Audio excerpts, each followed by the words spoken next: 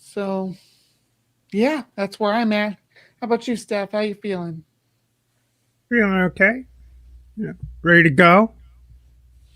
Yeah, and let me say hi to our friends out here in the live chat too, because I see a lot of my friends out here. I don't know KO, but I do know Tsunami and Aunt Jur, and purple rhymes with orange. So you got a I Yeah, lot of know those awesome people people. showing up. Yeah, yeah. I YouTube Punk see. is out there. I see Mr. L. I see. Who's this Stephanie Helms person? I don't know. I don't know. There is the Interloper. captive Ko. desk. Breeze in the chat. Sumami. Woohoo! Aunt Jur. There's a purple. Yep. And there's YouTube Punk. And Dave. And let's see. I think that's everybody. I think that's everybody. So yeah, I guess if you do have questions, put them either in the chat or in the Q&A tab. I was hoping the Q&A tab would help keep things organized, but since I can't see them in the StreamYard tab, I end up having to share them uh, this way. If there it is, which is suboptimal under this circumstance, but you know. Um, But yeah, this one isn't strictly on topic, but I'll cover it to starters. Meanwhile, if you have questions, do drop them so we have questions to talk about. The purple butterfly is Nil, the great not god and creator of creator gods. Oh, Yeah, there's Nil. Okay. Yeah. Basically, I was playing with the Midjourney AI and coming up with different things, and because purple is my favorite color, obviously, I wound up with a purple butterfly, and I'm like, oh, that's it's magnifique. That's just what I need. it's not because it rhymes with orange then. No, Hmm. that hadn't even Hmm. crossed my mind. It's a happy coincidence, you might say. Hmm. Maybe it likes monarchs. Maybe, maybe. I suppose that would make butterflies like the most blessed creature or something. But I've had people point out that it's sort of similar in idea to Skeptic's Lisa the Rainbow Giraffe, which Hmm. I do adore because it's a rainbow giraffe. Yeah. That May mythology, leaf be though, upon you. yes, yes. And in Lisiology, Lisa ate all the creator gods and pooped out the universe. This is not incompatible with Nil. Nil is the great not god and creator of creator gods. So that's where the creator gods came from for Lisa to eat and poop out the universe. So it's all perfectly consistent, you see. Internally coherent. That's right. Yeah. Get some mythos. Lay down that mythos. Yes. That's what we Absolutely. need. Hmm. Yeah, we're gonna get to some deep lore at some point. But at the very least, yes, Mr. L, butterflies are cool. You know what my favorite thing to There's talk about with Kalasia. butterflies is that they completely melt down before they transform into something beautiful. So try to Yes, keep that in yes, mind when things are not going the best, that you could emerge from it better. Obviously, not trying to discount anybody's trauma. We all have trauma. Mm. oh, it's true, but I do very much like the concept of metamorphosis that Mm. you have to completely change and the process it just it's so icky. Like you form the chrysalis and shut yourself away, and then your body melts, but when you come Mm. out you're fabulous. Yes, and Mhm. sometimes Yeah, Kata, you don't have much of a absolutely. If you're ever up for it, let me know. I know yes. there's a few people who've talked to me about coming on for various shows, and there's a little bit of camera shyness. Sometimes people are okay as long as they have their camera off, like so, and that's fine too. There's a lot of people who go to rooms and chat on streams and such, and they just have the audio avatar. That's perfectly cool. But yeah, if you're feeling camera shy, don't push yourself. When you're ready, then there will be plenty of people who are happy to collaborate with you. But it's good to see you, Kata. Yes, I like talking to new people. I've heard Kata's voice uh, momentarily, just a real short message, but she left me a message once. So yeah. Oh, Uh, that's neat. Yeah, so they sent me a random email just out of nowhere just to check in and see how I was, and I was like, oh, that's so sweet. all right. So are we gonna ask questions about the trans lions? Trans. Oh, the lions. Yes, I love the Yeah. lions because I don't suppose you happen to have a visual handy on those critters. I know they were in your video recently, but they're some of my favorite critters. Yeah, because not only are they exhibiting atypical behavior, but they actually experience a physiological change with no pills or surgeries. They grow a Mm-hmm. freaking mane. So yeah, they're so Yeah, cool. check that out. I got this is the male. Uh, Yeah, pick which one's the male. Can you this tell which one is XX and which one is XY? We can always tell. We can always yeah. tell. You can't see the Adam's apple because of the mane. Uh-huh. Is that it? Yeah, that's it. Yeah. Yeah. Yeah. Uh, did you? I don't know. I just always like to bring this up when I come on Oh yeah. panels like this. Let's see. Maybe we can share this, but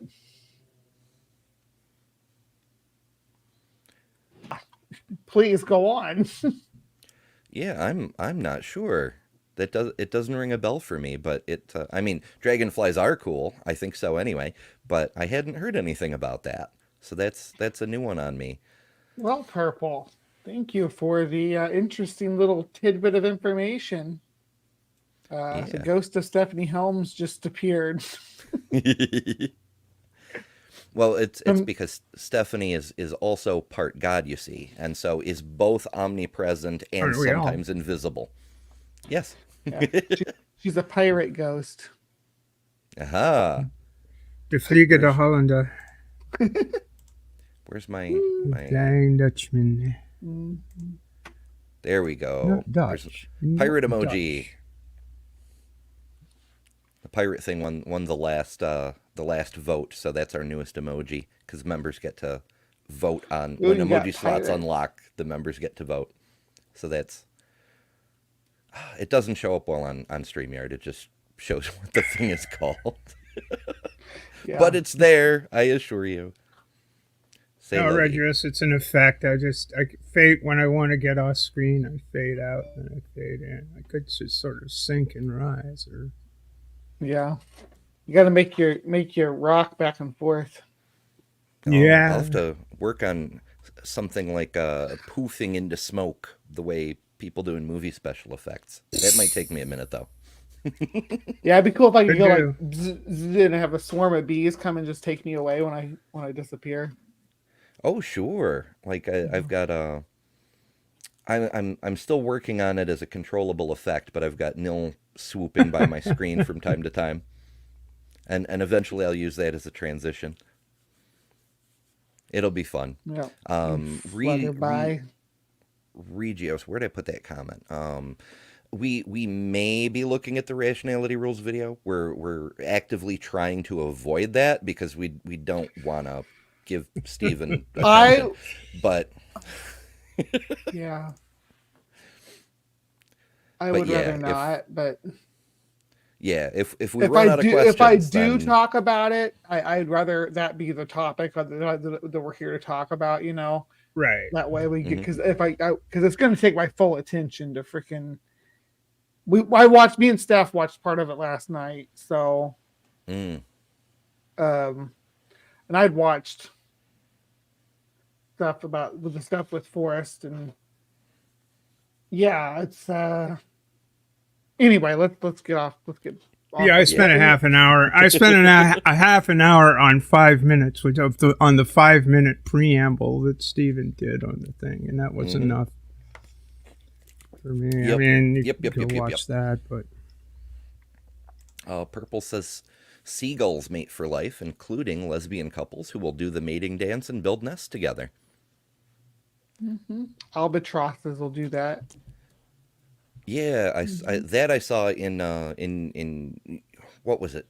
A couple of days ago. The days are all run together on me, but yeah, Bree had a video. Mhm. Love is Love. It's called. It's one of the more recent ones over on Hive Side. Yeah.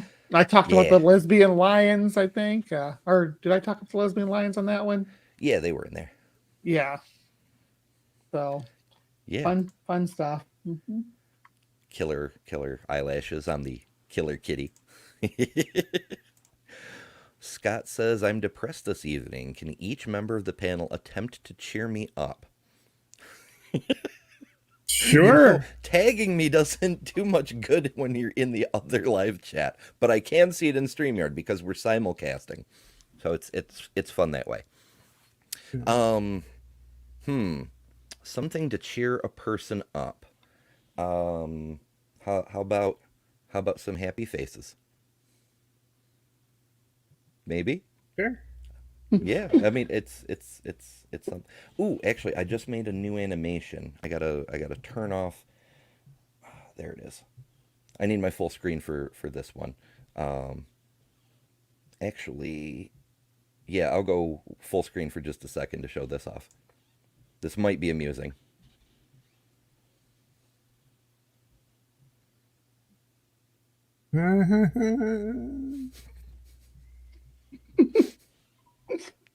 Fun with aliens. All right, what one of you two want to take a turn at being a cheery person? Yeah, I got a joke. What would a bear be without bees? An ear? Yeah, exactly.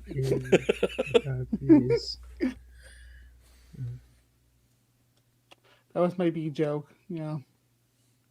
I mean, hey, it works, I guess. Any thoughts, Steph? I keep thinking of main humor jokes, but they're all too long to tell. They last a long time. I know a couple jokes that are deliberately too long, just to mess with the people who are listening. Purple says smaller male dragonflies have been observed where they will perch on a branch and tuck their genitals away. They wait for another male dragonfly to come and offer a bug they have caught and allow the second male to mount them while they eat it. Oh, they bring presents. How sweet. Aw. So Well, the dragonflies, they don't last very long in this world, but they seem to have a good time doing it. Right? well, so I don't doing it right now, but I raised beetles a couple of years ago, and they would the males would sometimes they would fight, but about a third of the time they go and have some gay sex instead, and it's yeah because they only got the little tiny window of life once they mature, once they become an adult beetle. They got depending on the species, they got like 3 months to maybe 2 years of life after that. And some of these beetles live 40 years, so in the larval stage. But once they get big, so they don't or become that adult imago stage, they like to dabble. I guess it's just more advantageous for their species to have gay sex and not breed than to just not interact or not have sex with a beetle that you interact with. Now, every time that has happened, there was a female present, so I don't know if maybe it's part of the mating ritual of some of these species, but it is what it is. Gay beetles. Yeah, I put up a poll. I don't know if this is making me laugh or cry, to be honest. I put up a poll in my community tab that's, I believe sex is options: binary, male, female; bimodal, a mix of traits seen as male or female; and the final option is fun.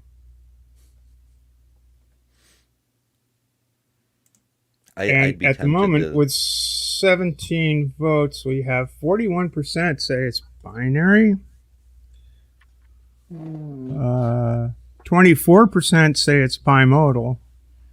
And 35% say it's fun. Well, I mean, the joke option could be throwing things off. It could be as high as I know. 59% who have It the correct could. answer, but some of them chose the fun answer instead. Yeah, it's hard to say. It's very tricky. Now I'm in the wrong tab again. Okay, here we go. All right, YouTube Punk has a off-topic question, and I'll get to the on-topic questions shortly. But there's still only a few in there, so I'm giving you folks more time to ponder and ask your most burning questions. But for the moment, panel's favorite animes. That's an easy one for me. Full Metal Alchemist. It's the best thing ever, like ever. Mine's gonna be stupid weird, and don't judge me because it's nostalgic to my childhood, like when I was really little. It's the Noozles. Yeah, and I'm older than dirt. And the only thing I've got is anima, not anime. So I'm not familiar with either of those, but that's okay. You don't know what anima is? All I can think of is like a Final Fantasy game MacGuffin, like materia and mana crystals and maybe anima, something like that. Anima is the female spirit. Animus being the male spirit. Oh, okay. See, I was still thinking in terms of animes and things. See, there you go. Yeah. I'm just terrible at my job. It's all good. Hello, Jake. Good to see you. I bet you Steven knows what anime is. Yeah. I don't know. No, Scott, you're fine. It all shows up in the chat anyway. Sometimes stuff that people don't even want to show up. Tool album Anima, yeah. Not anima. Jesus Christ! There's one in every bunch. No, that's a killer album though. Anima is by Tool. Like one of the maybe it might be my favorite album by them. I have to think about that. Okay. Purple's looking for critters. I don't have anybody handy. The cats are off yonder. The doggos tend to be upstairs, especially when somebody's making food. But you know, I do have a picture on my Discord. I wonder if I can have I have scorpions and spiders. I have a ghost mantis. Yeah, I mean, those are critters too.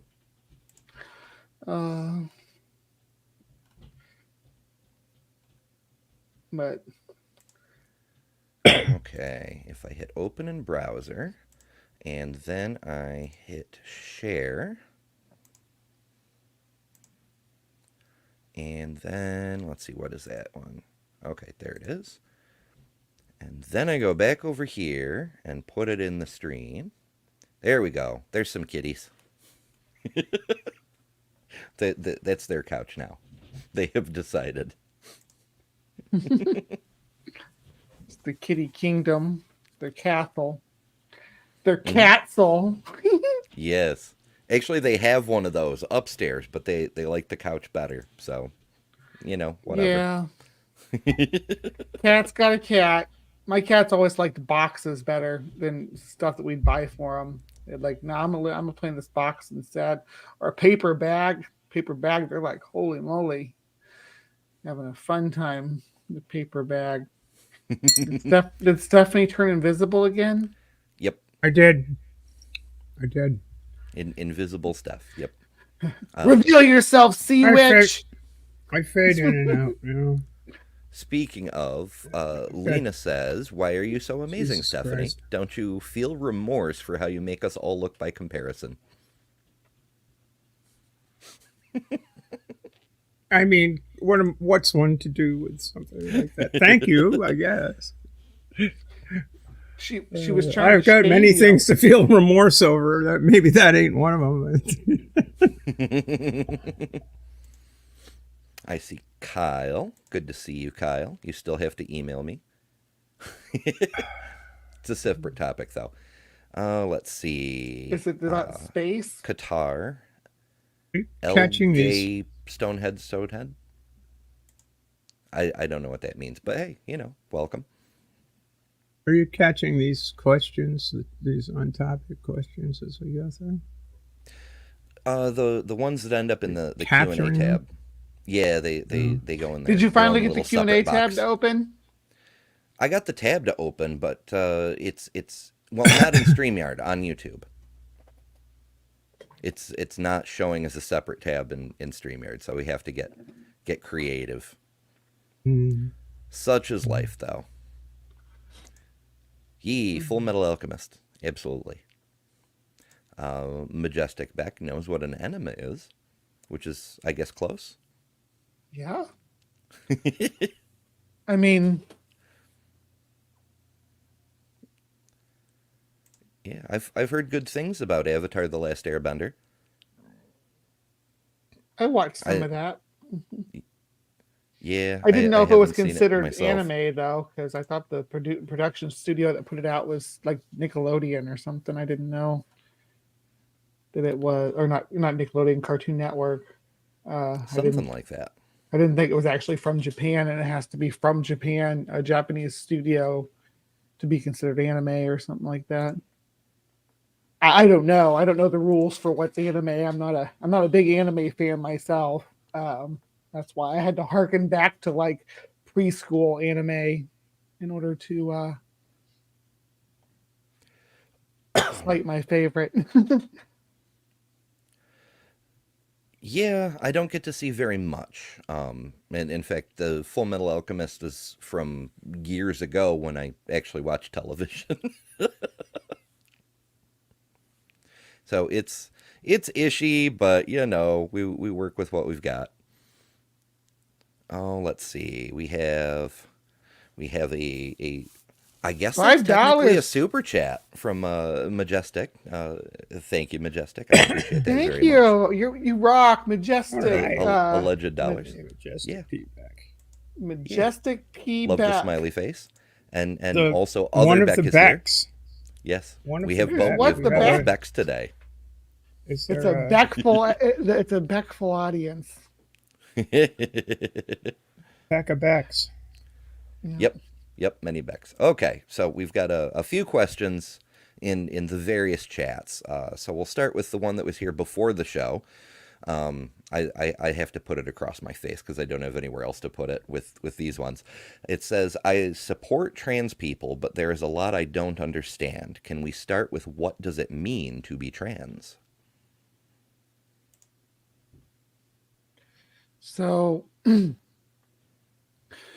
way we generally categorize people is not. Most people think it's by sex, but you aren't really doing that. You aren't looking at somebody's gametes. You're not looking at their gonads. You're perceiving characteristics of both physical and the way that they're expressing themselves, right?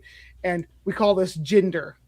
So a gender is usually has a strong overlap with a specific sexual or sex stereotype, right? Not a hard rule, but an overlap. That's the expectation. So when someone's gender expression differs from that which aligns with the sexual characteristics that are associated with that gender, they are considered transgender or opposed to what their gender is actually opposed to what they were assigned at birth. Whereas, like, you use cis for somebody who is not trans because it aligns. They are on the same side, right? That's just a rough idea of what it means to be trans. That expression, it's the way the way you dress, the way you present yourself. But it's more about the reflection of your own identity and who you are, that you're trying to get your outward appearance to match that, right? Whether it's through hormone treatments or just changing your name and the way you wear your hair, right? It can be across the spectrum of what would one would consider trans. I know Ember is non-binary, so then that might be a completely different experience for you. Yeah, it's a little trickier, I think. I generally define transness as your gender not conforming with whatever you were assigned at birth.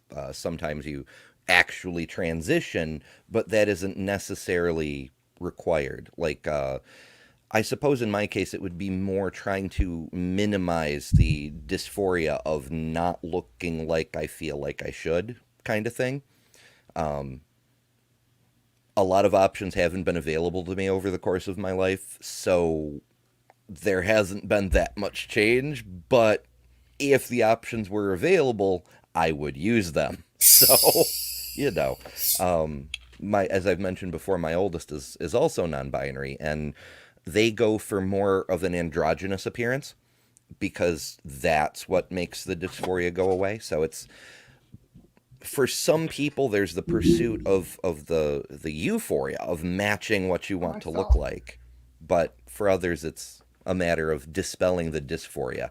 Did you attack yourself? You need to be Yeah, I more cut careful with myself. you. They were asking about shaving in the side chat. I'm like, is it annoying? I'm like, I Ah, cut heard that. myself last time I Boo shaved. boo. Yeah, uh, I think it's really interesting that you know it's ask that question of any group of trans people, you'll get a bunch of different answers, and I think that's illustrative of the fact that I always laugh when people say the trans agenda, people want to eliminate blah blah blah blah blah. It's like, well, no, not exactly. You know, I don't think it comes down to the trappings. I don't think it comes down to gender performance. At least it doesn't for me. And I think the performance of gender is, you know, you would use the term gender nonconforming for someone who is, you know, someone performing gender, probably the performance of gender is best seen in putting on a drag show, drag kings, drag queens, whatever. I mean, some of those people might be trans, they might have a trans identity, and that might be why they feel comfortable in engaging in the performance. But I think trans identities are a mixture of an internal sense of self that psychologists tend to say it expresses itself in very early. It often expresses itself in early childhood, or between the ages of 3 and 5. Yeah, and it was about three for me. It's that internal sense of self that, well, that's the core. It's a piece of your identity that's internal. And gender expression, if that piece of yourself that's internal doesn't match the sex assigned at birth and the concomitant roles one is expected to take within a social species like our own, that's transgender to me. And for me, one of the first things, that's like, look at me. I'm a little bit girly right now, you know, nice-ish top, but at the moment, no makeup, no nothing, no, you know, and sloppy old shorts, and you know, I'm not just, I early on, and when finally going for all this stuff, it's like, it's not about the clothes, and it really isn't for me. It's more about it's more about feeling whole For me, it was more about feeling whole physically, which is why I medically transitioned, and that was the right choice for me. But not all trans people feel that way. But there's always that element of, oh, I'm not there, which is why I think non-binary people belong under the T umbrella, because they don't align, their internal sense does not align with their sex assigned at birth. Mm-hmm. Which is, Yeah, somebody else asked a question about what's the difference between sex and gender, and that's another interesting topic on account of the fact that a lot of languages don't have two words for elements of the same cluster of things that we feel, observe, and enforce in societies across the globe. Yeah, that brings to mind a question that I have for you two. People have mentioned to me, as a photographer, the skill of doing makeup would have been super useful, and I've tried to put makeup on a couple of times. I get laughed at a lot. I wish I'd learned how to do makeup properly much, much earlier. Are there skills that either of you wished you'd picked up much earlier and it would have made things easier, I guess? Yeah, makeup is one for me. Just because I like makeup and I was always wanted to do makeup and held myself back from doing my own makeup. And finally, when I started doing it, I was really bad at it. I'm still just learning how. Yeah, makeup is useful from time to time. I think early in transition, especially if we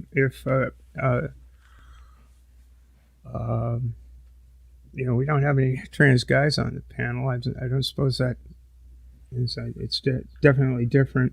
Makeup's about, to me. It's fun. It's cool. You can just sort of say, well, this is kind of cool. It's like, well, try this, try that. And, it doesn't mean a lot to me, except like going out clubbing or something like that. And of course, it's just cues mostly, but it is fun, and it is a skill, and it does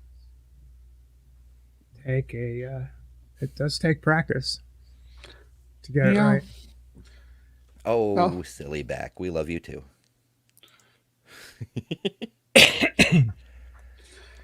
Yeah, a lot of people have trans people in their lives, and sometimes they're not even aware of it because a lot of people, people talk about how the trans contagion is out of control. There's so many more trans people. Oh, dear friends, there's not even a majority portion of us who've actually come out because this world is scary.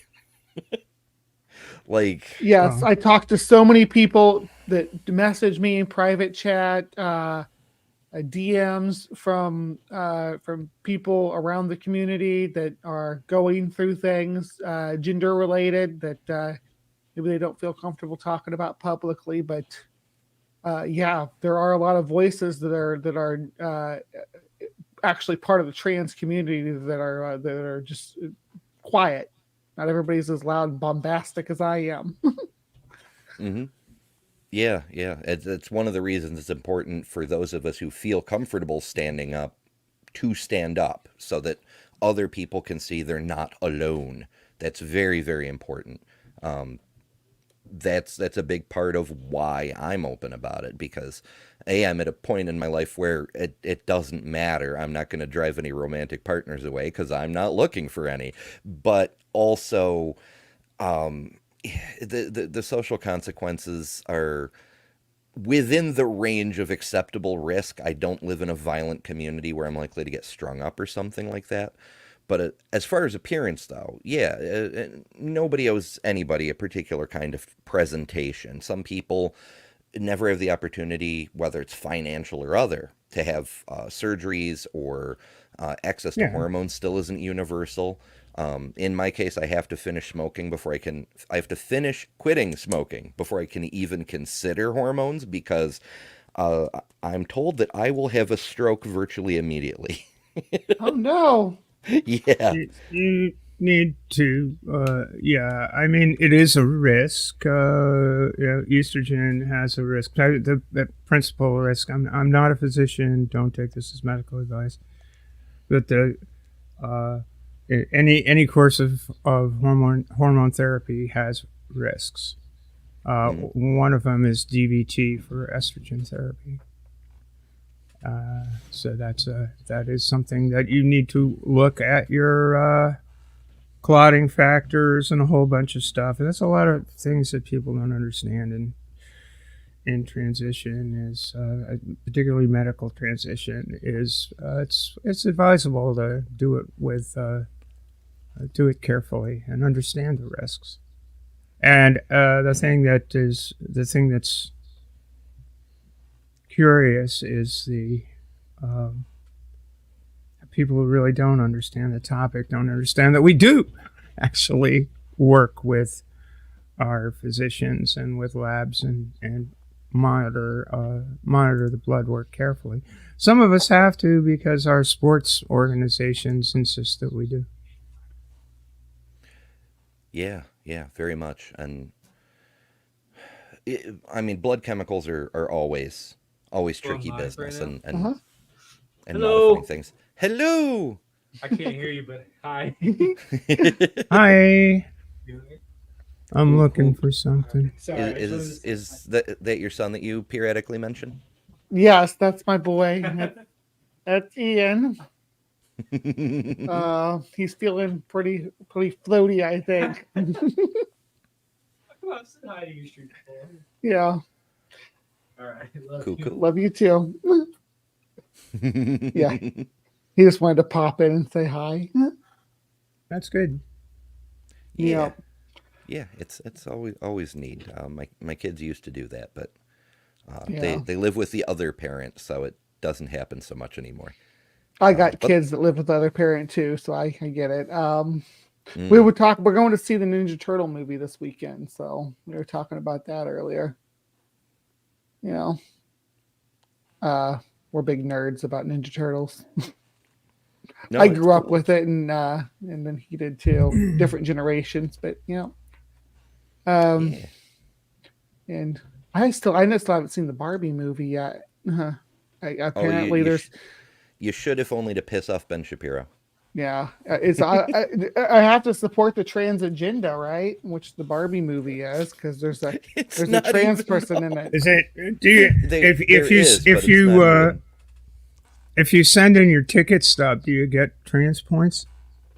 Yeah, Well, I would think that if you go to the Barbie movie and you get trans points, you can use them for public transportation. Mm.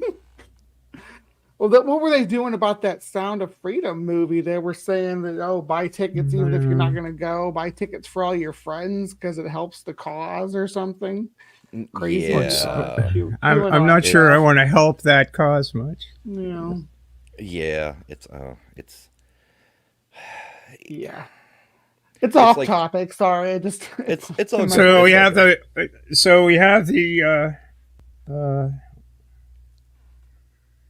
yeah, I again, I don't want to encourage people to smoke but for those of you who know that I do, don't let that. That's if dysphoria is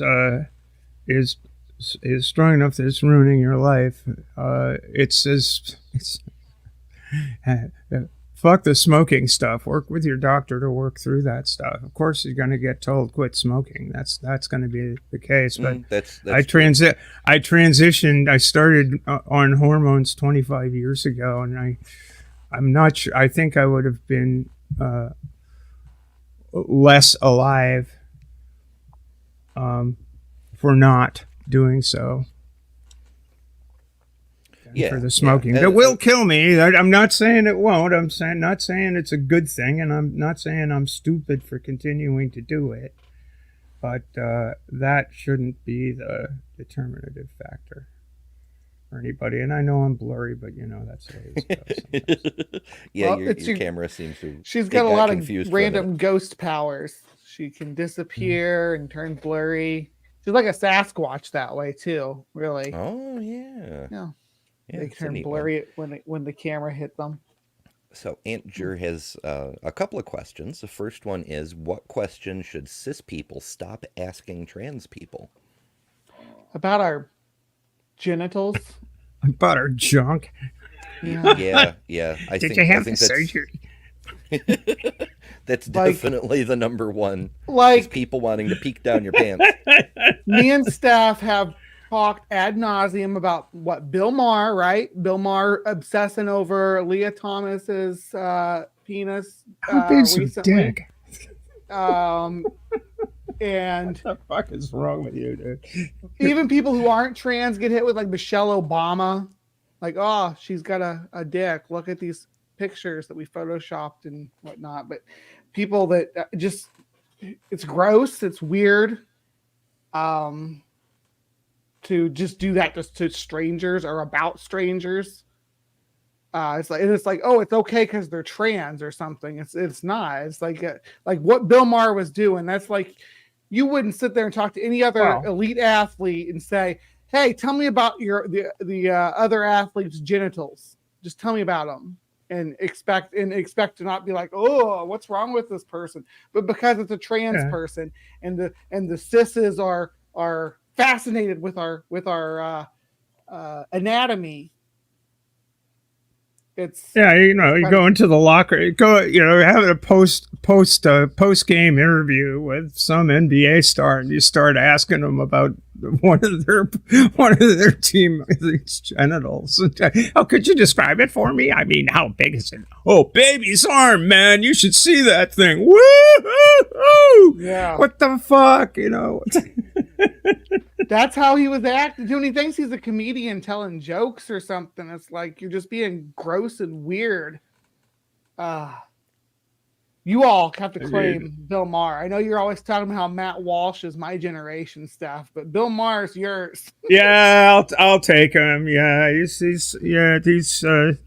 is young. He's a young 60-year-old or whatever the fuck he is. No, yeah, he might be closer to your age than that. I think he's like he might be.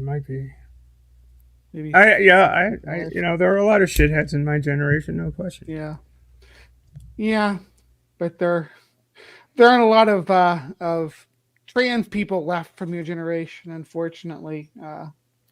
Time is not kind to our numbers. No, there are some people. There was a person in the who's a very frequent contributor in Takis in the chat who is 89. Which I thought was really cool. It's like, holy shit, I feel like I'm getting my Chrome card taken away now. Not bad. I can't. I immediately said, yes, man, I'll stay off your lawn, I promise. You pesky kids. No, and Jer also asks, what question do you wish cis people would ask more frequently?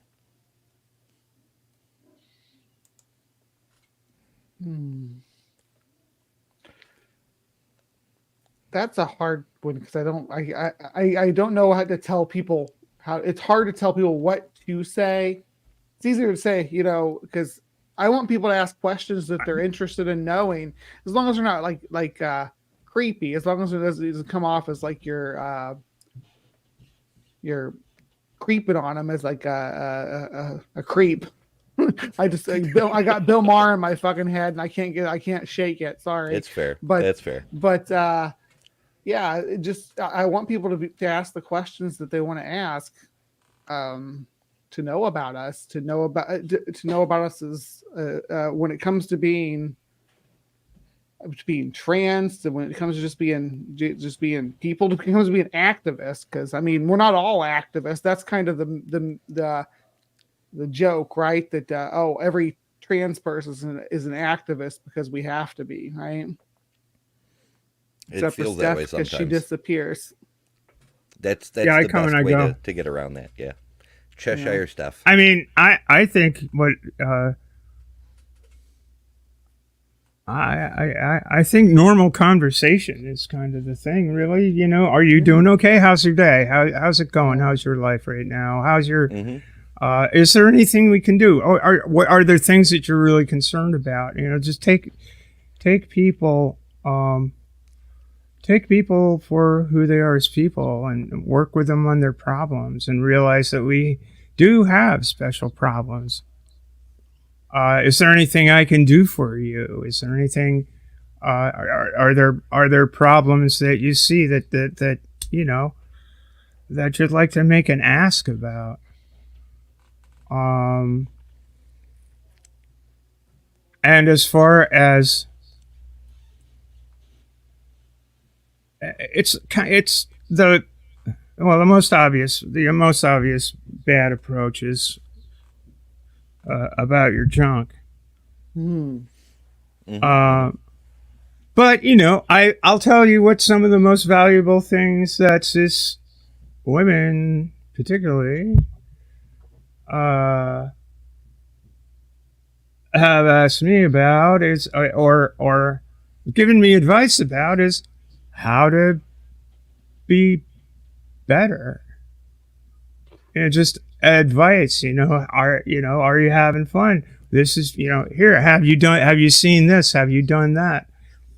There are these great bras. There are these great things. It's like it's just normal human interaction, like how helping your tribe get along in the world. Yeah, that's the thing. Is not making it a thing, not making it the central thing, right?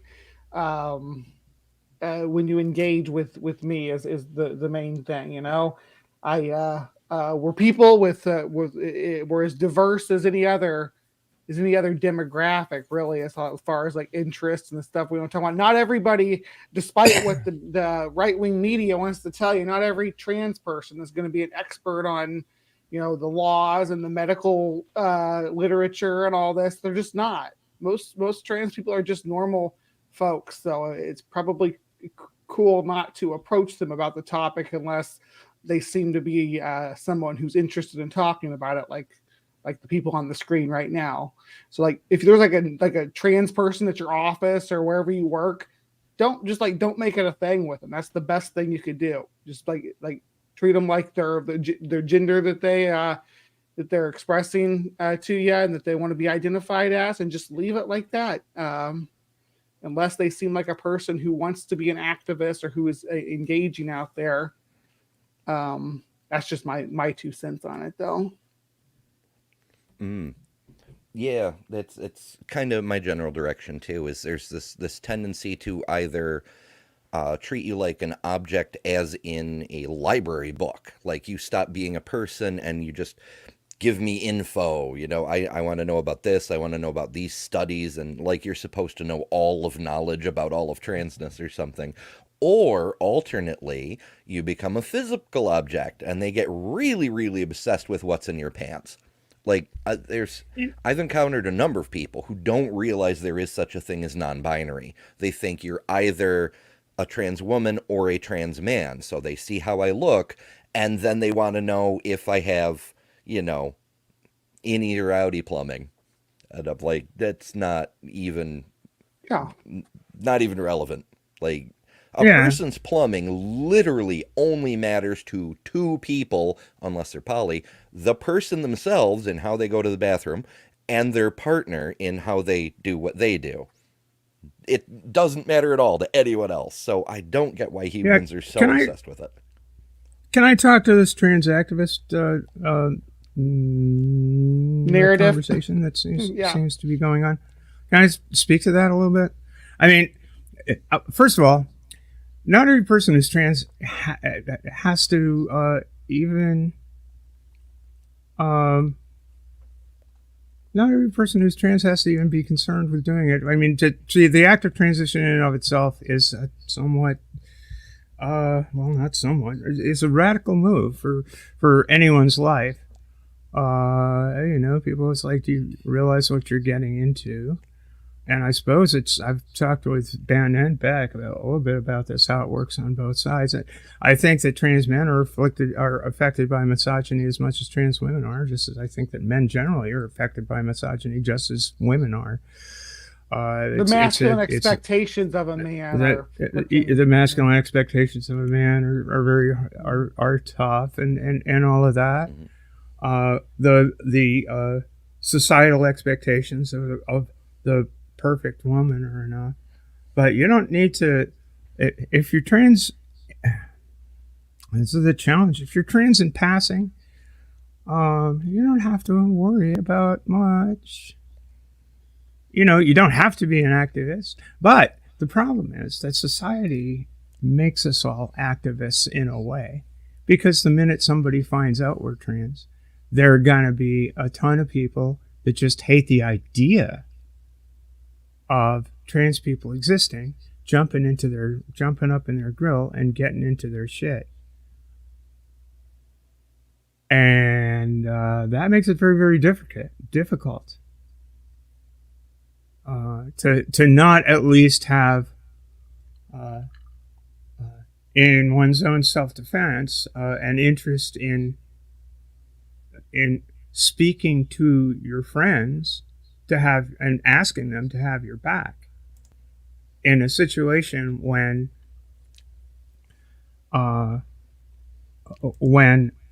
governments are passing regulations or lobbying for regulations that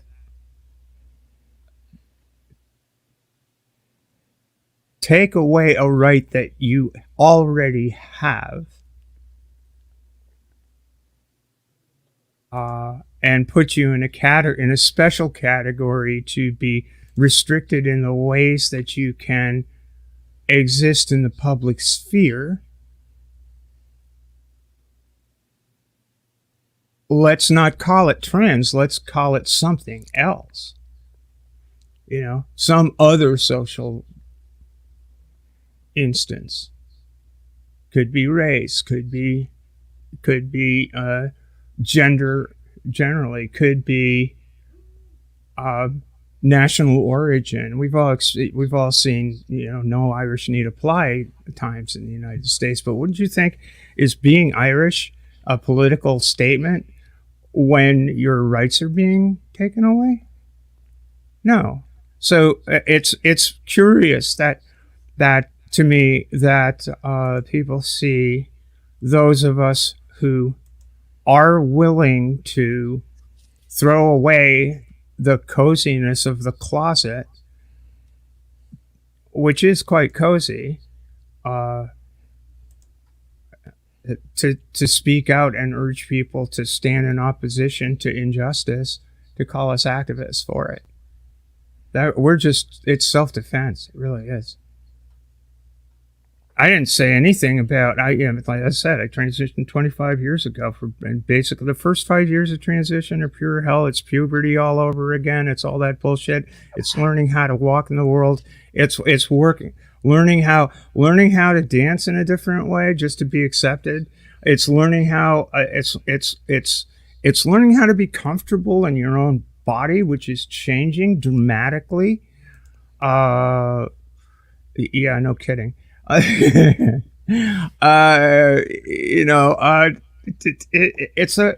a whole cluster of stuff that was, 4 or 5 years.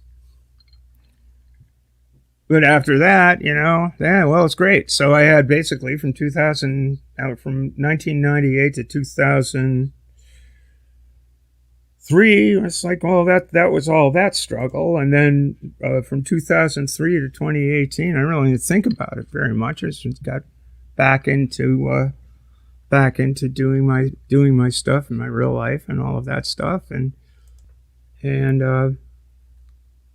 then in 2018, the Department of Health and Human Services wanted to put a rule into the Federal Register that defined sex as immutable and observed at birth, which puts at risk my driver's license, my birth certificate, my passport, all of these things that impact my life. And it's not, you know, what am I supposed to do at that point in time? Just basically say, okay, oh well, I guess. You know, that's that. Who's being the activist there? Who started it? You know? Yeah, for real. You know, the activism wasn't on my part. I'm just going along being just me, and along comes these assholes with a bee in their bonnet saying, we don't want to let you be you because you're not really you. You're this other person, and we get to decide who you are on the basis of what? That's some sort of ideology, but it's not trans ideology. Yeah. No, Beamsy, well, I agree that was a good one. That's why you didn't get a damn it. But since you know, I know you live for those. Damn it, Beamsy.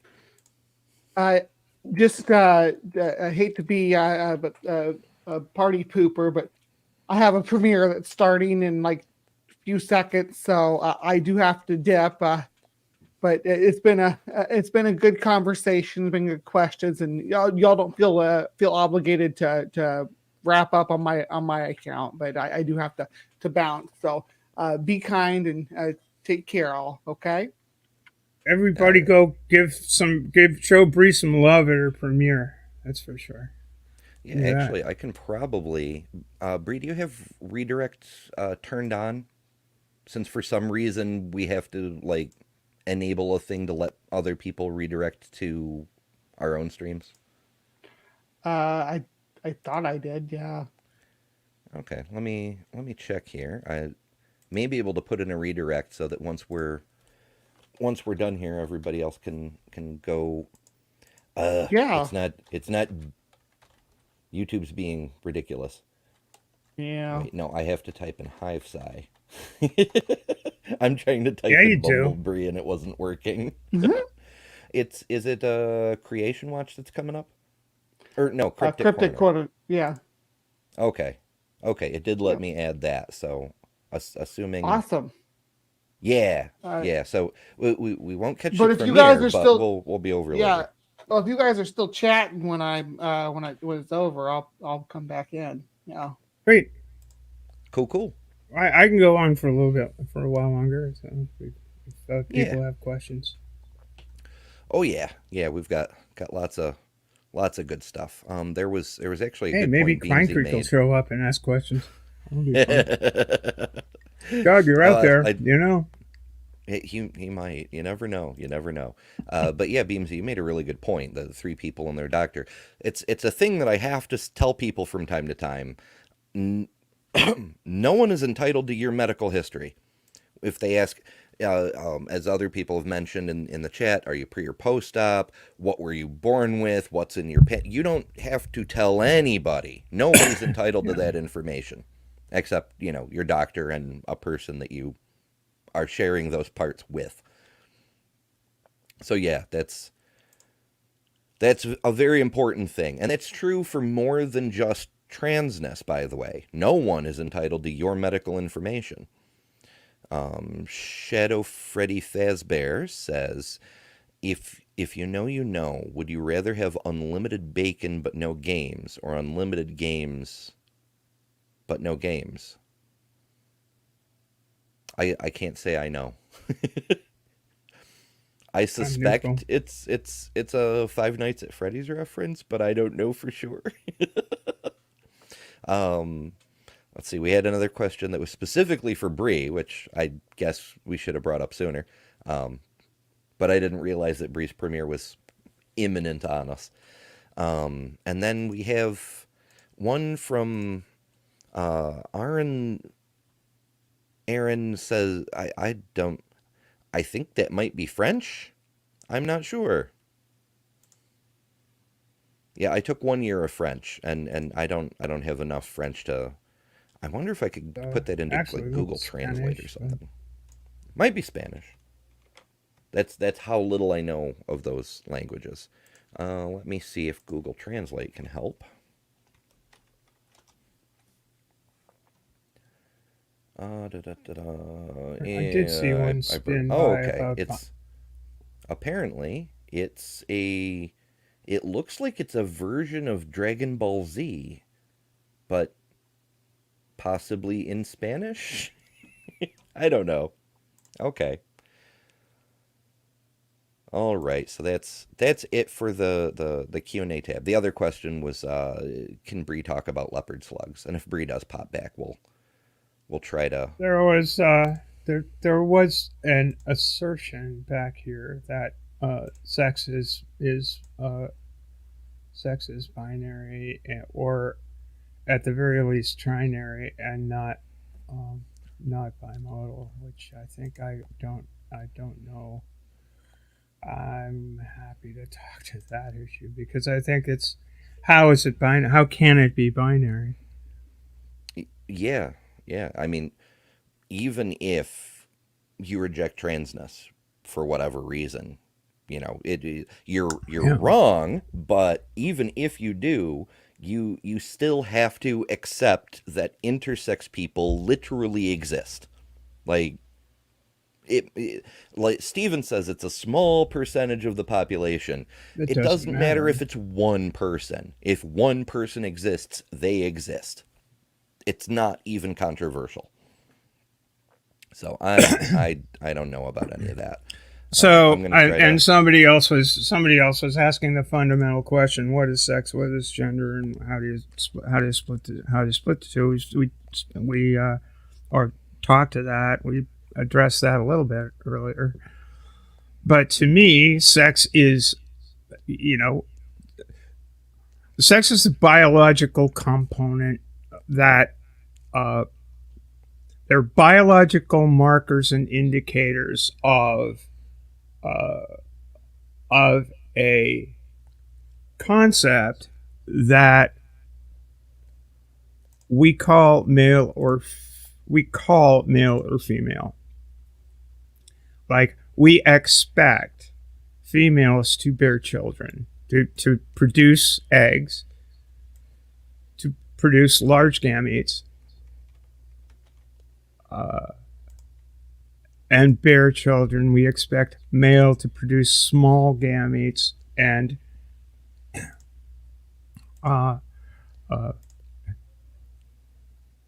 impregnate women. But if you reduce it to either genitals or gametes, or the structures necessary to produce those two, then you would exclude some people, not even necessarily intersex people, but people with that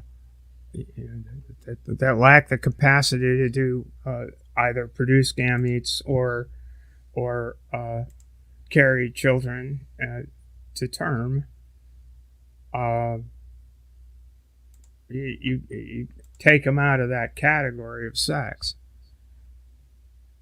So I think I think sex is a cluster of characteristics, of physical characteristics, biological characteristics, including, but not limited to, gamete size, the capacity for carrying children, bearing children in a mammalian fashion, having a uterus and all of that, all having the necessary accoutrement to do all of those things. But just because you're missing one of those, just because one of those aspects isn't there, that's not disqualifying to your sex as being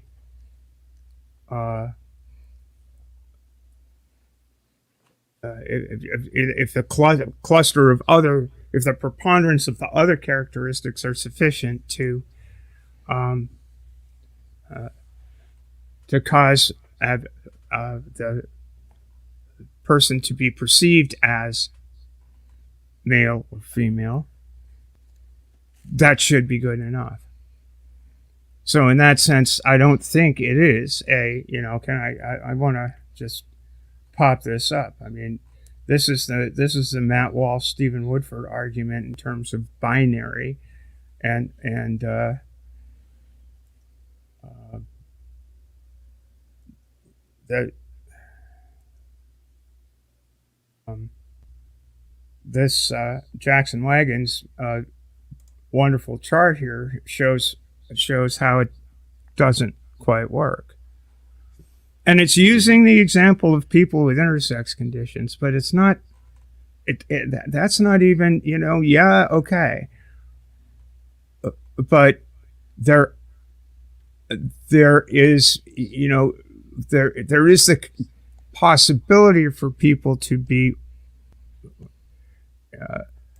people with differences of sexual development that are biological,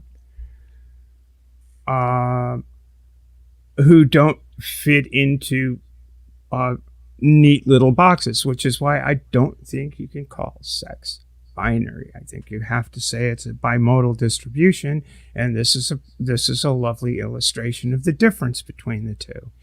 This down here is a binary model, and you have to stuff people that don't fit the entire cluster of conditions, or at least you have to make your definition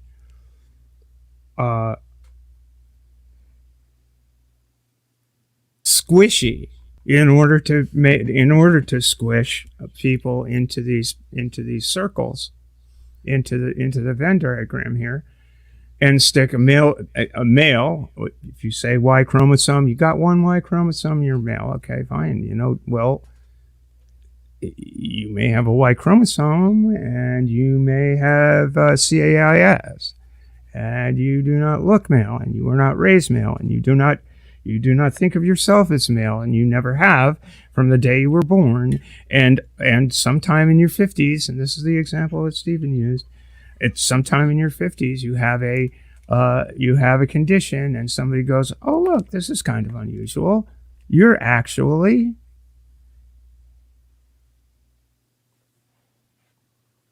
male? Huh?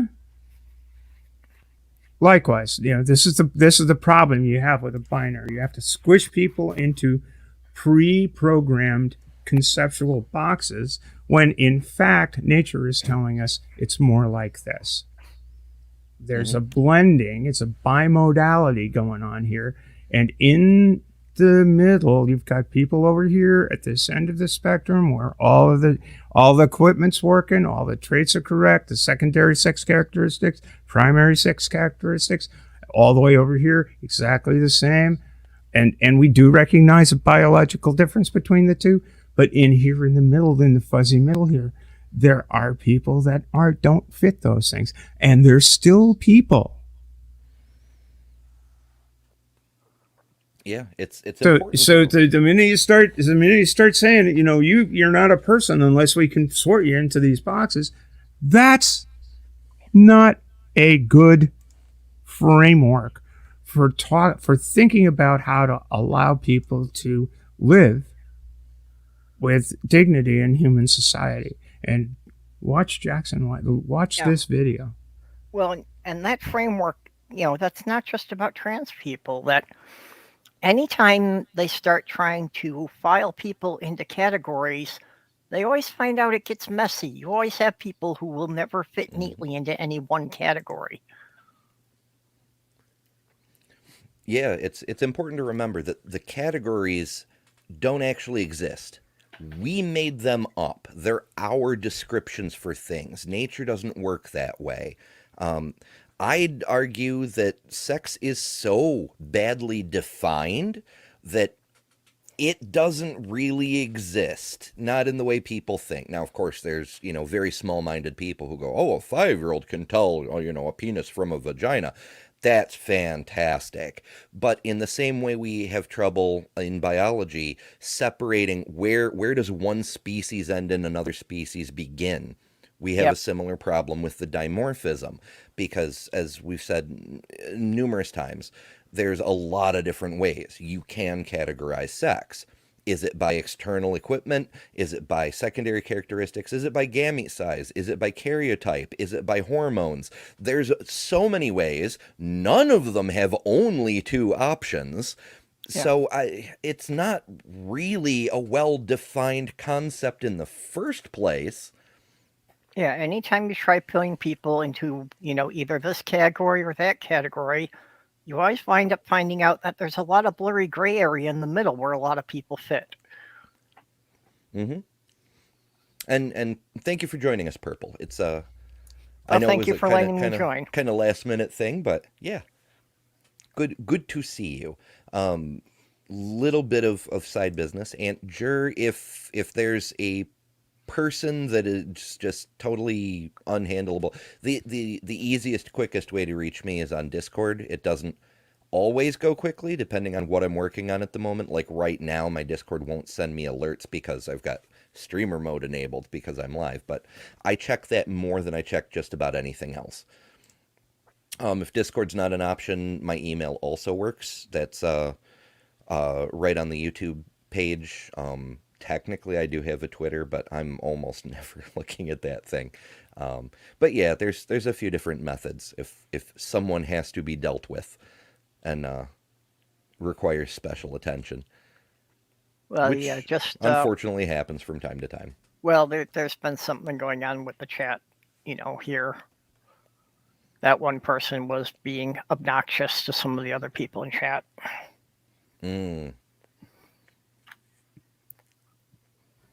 Oh, Beamsy had a question. Where was... Oh, yeah, it may be... No, I don't have it. Okay, well, maybe it just didn't show up for me. I'm not sure. I don't know. I've been trying to star the questions in the live chat so I can get back to them. But I don't know. Maybe I didn't get that one. Ask again. Yeah, by modal. Yeah, to me it's a spectrum kind of thing, and by definition, everyone is on the spectrum. Oh, sheesh, as upper and lower GI. That's Oh, jeez. I'm glad being tired is the worst you're feeling about that. Yeah. Beamsy says there's nothing expected about it, as it is very clear on what biological sex is, and it has many markers. So saying it is something that we expect is very wrong. I think that might be a limitation of characters in chat. What I think Beamsy's trying to say is that because there's so many different markers, like a person can have markers for being male and other markers for being female, or missing some, and basically just be a big old confusing mess of which box do you fit into. So expectations are not super helpful on that one. I've just about... Nope, never mind. I thought I'd caught up with the live chat, but nope, it just updated and I'm only halfway down. Okay, yeah, so let's get some of the starred questions before things move along too much. Left-handed Jedi says, my question would be, how would you define sex versus gender? Okay, yeah. That was the one I was, and I think I addressed that. That sex is the biological markers that indicate they are biological elements, right? But you can't even sex. You can't boil down to one simple biological marker. Chromosomes are indicative of the way a person's phenotype will be observed. They are not determinative.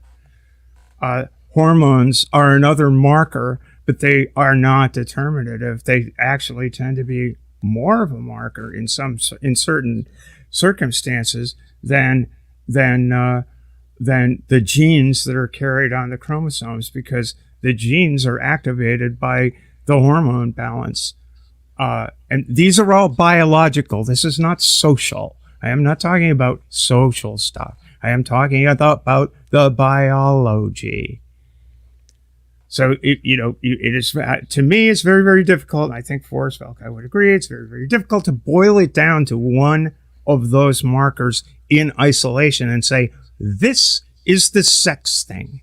And it seems to me that a lot of people really depend on the sex thing. They want to have that binary so bad for whatever reason, that they just don't want to look at the beautiful complexity that nature presents us with. And I think complexity is the issue. Just a lot of people just want things to be simple. They don't want to have to think about it that much. Yeah, there's a lot of things. People tend to like either or is very simple stuff. That's why for a long time I associated with transphobia, homophobia, and other assorted phobias with conservatism, because they say, oh, it's social traditional values, blah, blah, blah. But the fact that Pine Creek has a fan club has convinced me otherwise. It isn't, okay, he is a conservative, but he's not like the everything has to fit in a because God made it that way box, if that makes sense. Like, I feel like a lot of people get personally insulted by the fact that things don't conform with how they think the world should work, because they think how they think the world should work is what God said is. And so us existing is something that shows their interpretation of whatever their holy book of choice is wrong. Yeah. And it's easier to say, you're attacking my God, you're attacking my holy book and saying it's wrong simply by existing, than it is for them to say, maybe my understanding of this is wrong. Humans are going to human, you know? Yeah, I definitely think there's a lot to what you're saying there, that, just because their religion gives them simple answers, and if you don't fit into the simple answers, you're challenging their religion. Sometimes. Not everybody, of course. Pine Creek has no religion to draw on. I'm still not clear. I understand why the religious people care. And it's not only just that reason. There's other reasons, too. They think it's a command of God or whatever else. But I don't understand why people like Pine Creek care. People who feel like this truly is none of their business, but they're going to stick their nose in anyway. I don't get it. UC Love asks, we have observed trans in so many species as well as our own. Why do some humans have such a hard time accepting the data? I can only speculate. I don't know why other people can't accept the reality of observable fact. If I can figure that one out, I'll end religion within a week. Well, most people won't accept yet that it's been seen in other animals. Yeah, there's a big momentum to deny things that conflict with their preconceptions. What I said in the side chat earlier, that at this point they've documented homosexual activity in over 500 species, going from insects right up to primates. And those are just the ones who were doing it while there were people watching.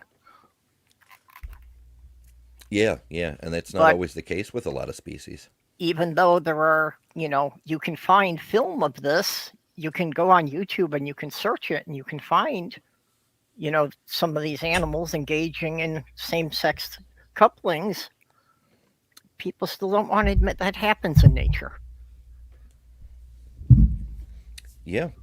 It's almost identical to flat earthers, right? Like, there's commonly accepted evidence, all the evidence, literally everything we know about all the sciences rules out flat earth, and young earth for that matter. Similar thing. Often they're the same group, but that's neither here nor there.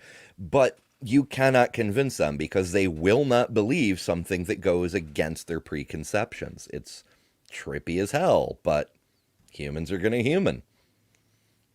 Unfortunately, cognitive processing capabilities also come on a spectrum. Yeah. C'est la vie. Going a little bit out of order, but we have a question from Purple, who asks, if there is someone you think is trans, but are not certain, how might you let them know that you are? What do you think, Purple? Well, I was asking that because of practical consideration. That there is somebody I've encountered in the neighborhood a number of times who I'm pretty sure is, but there isn't any polite way to go up and ask, is there? I think Whether it's you're it's right it's or true. You don't. wrong, it's a bad question. Yeah, you don't want to ask because it. I don't think there's a way to do it without crossing a boundary, Mhm. but there are ways to let people know so that maybe they'll consider you're more of a safe person to talk to. I don't Yeah. know. Um, and it varies from circumstance to circumstance and with everybody, their own personal situation and whatnot. But, if it were, say I'm wandering around town assuming I could pass as female. Um, but if I were appropriately attired and didn't have my beard and so on and so forth, and I wanted to let a person know, I might say, back when I was living as a man, I didn't have to deal with these stupid high heel shoes at least. Just kind of slip it in casually, but clearly. Hmm. Yeah. But only if you're comfortable with doing that sort of thing. No, I could do that. I mean, you know, I lived in this building for 3 years, and I've only been socially transitioning for a bit over a year now. So I know I'm not fooling anyone, and if nothing else, the tattoo on my arm is a dead giveaway. Now I'm curious about the tattoo on your arm. It's not that big. Oh, I mean, I don't think I have I my know camera lots of plugged people. in, or I'd show it to you. It's all right. It's all but right. gotta, Scott, I gotta kind of ask what. Okay, we have a question, but AL Trucker has a comment that is intriguing. oh, L's up to mischief. AL Trucker. Oh, it's not up to mischief. It's an intriguing comment. Okay, If you let see it, me. Yeah, it's I it's may be able to pull that one up. Do. StreamYard's trying to catch up here. Okay, here it is. I think this is the one yeah. you're talking about. I've no That is direct the one horse I'm in this talking race. about. Yeah. Okay. I can't imagine myself tearing down a safe world to live in for every person being who they are. Now, So yeah, there's two sides to that. yeah, and my side is I I said earlier in the stream, I don't know if you missed it, but there was a period in my life, about a 10-year period, where, well, more than that, that's almost a little bit longer, a 10-year period, where I really didn't have to concern myself with with the way the strictures of strictures written into law would affect my day-to-day life. And the world is such and society is such that there are not, extra legal expectations of doing the gender dance, right? But I wasn't troubled by people being weird, and it's like, that's a man, that kind of bullshit, because it just wasn't a part of my life.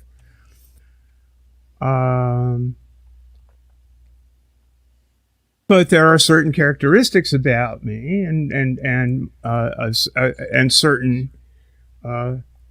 certain parts of my personal history that would have me be categorized as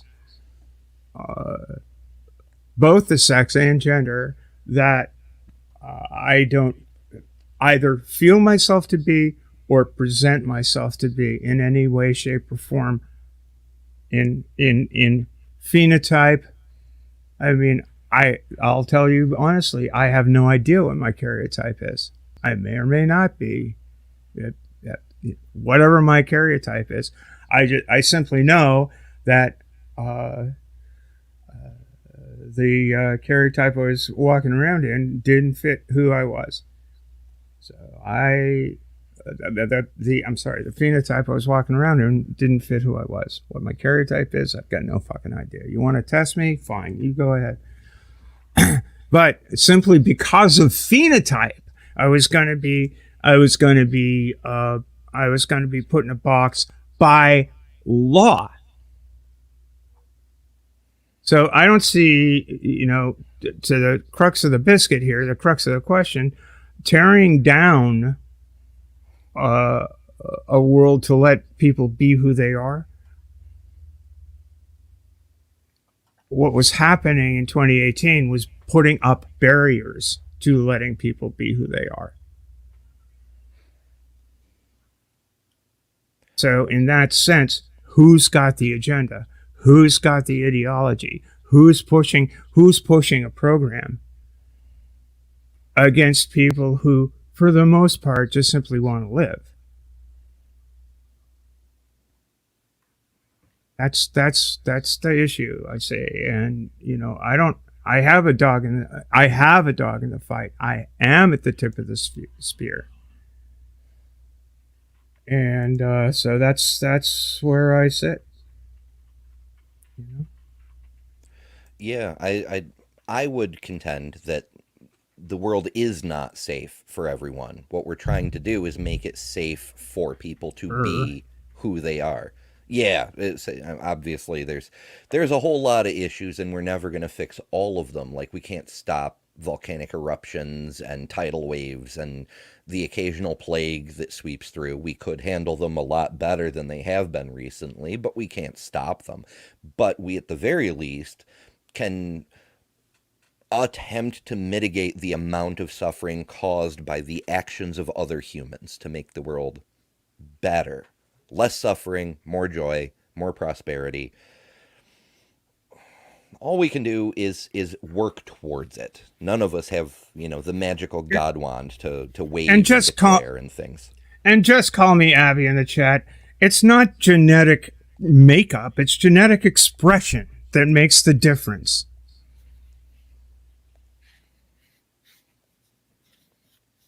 You can't simply rely on unraveling someone's genetic code and making a determination of their sex based on that, unless you want to make the definition of sex based on genetic code.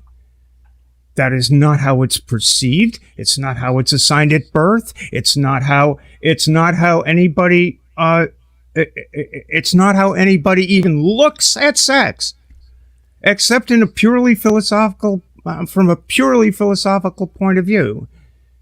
It just isn't.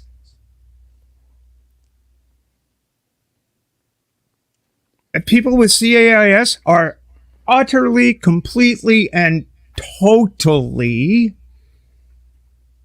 phenotypically, observably female.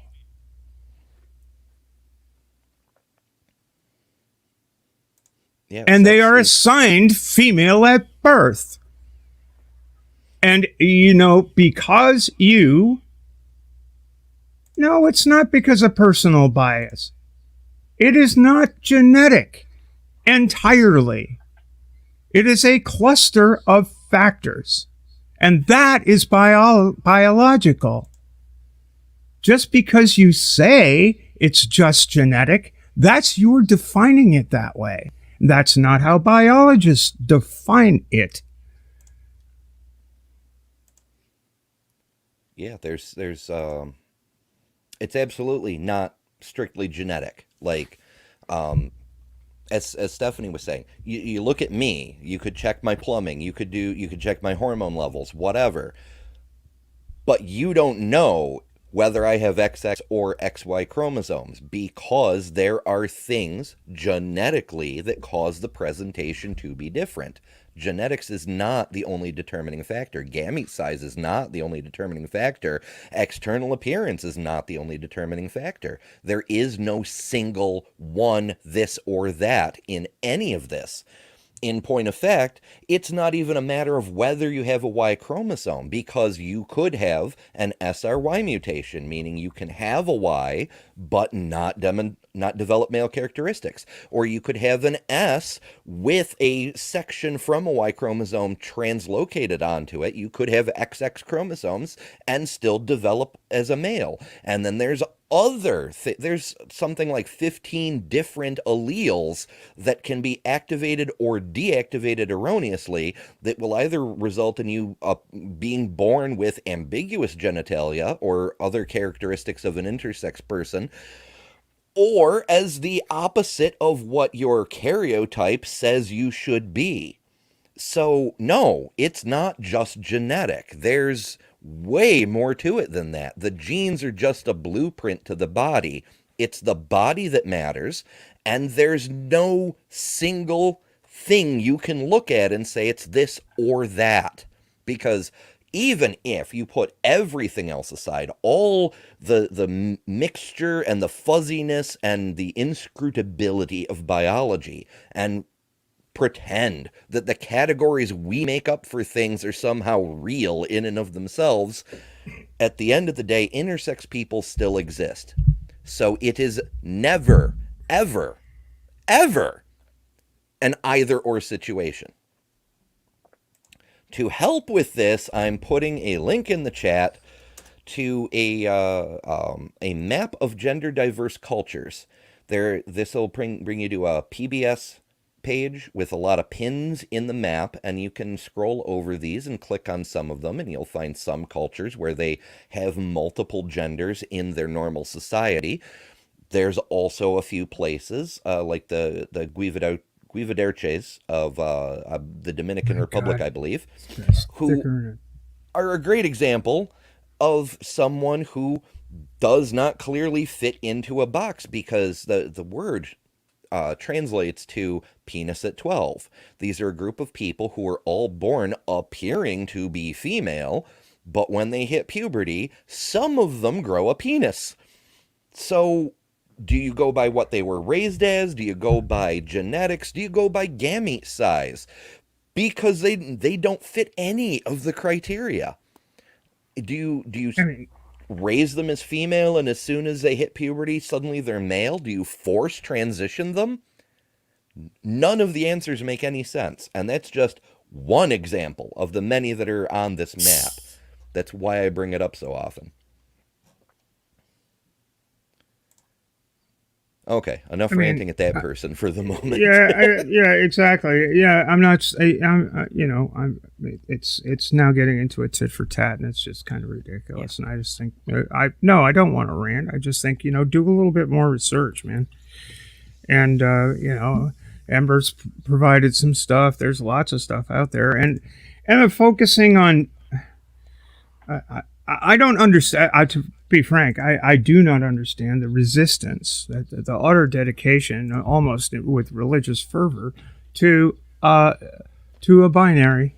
I mean, it doesn't need to be, doesn't matter. We can the debate over gender and the way people take themselves to be, and the way they feel internally, the way individuals feel internally. That's different. That's a different thing. I would posit that at least part of that is biological. At least part of it. So, being as as a point of agreement. Yeah, you don't have a body without biology. I completely agree with that. But biology is more complex than the reductionist mind view would like it to be. And I think that you've got to you can't have that reductionist mind view to just basically say so now we're getting into biology as destiny stuff.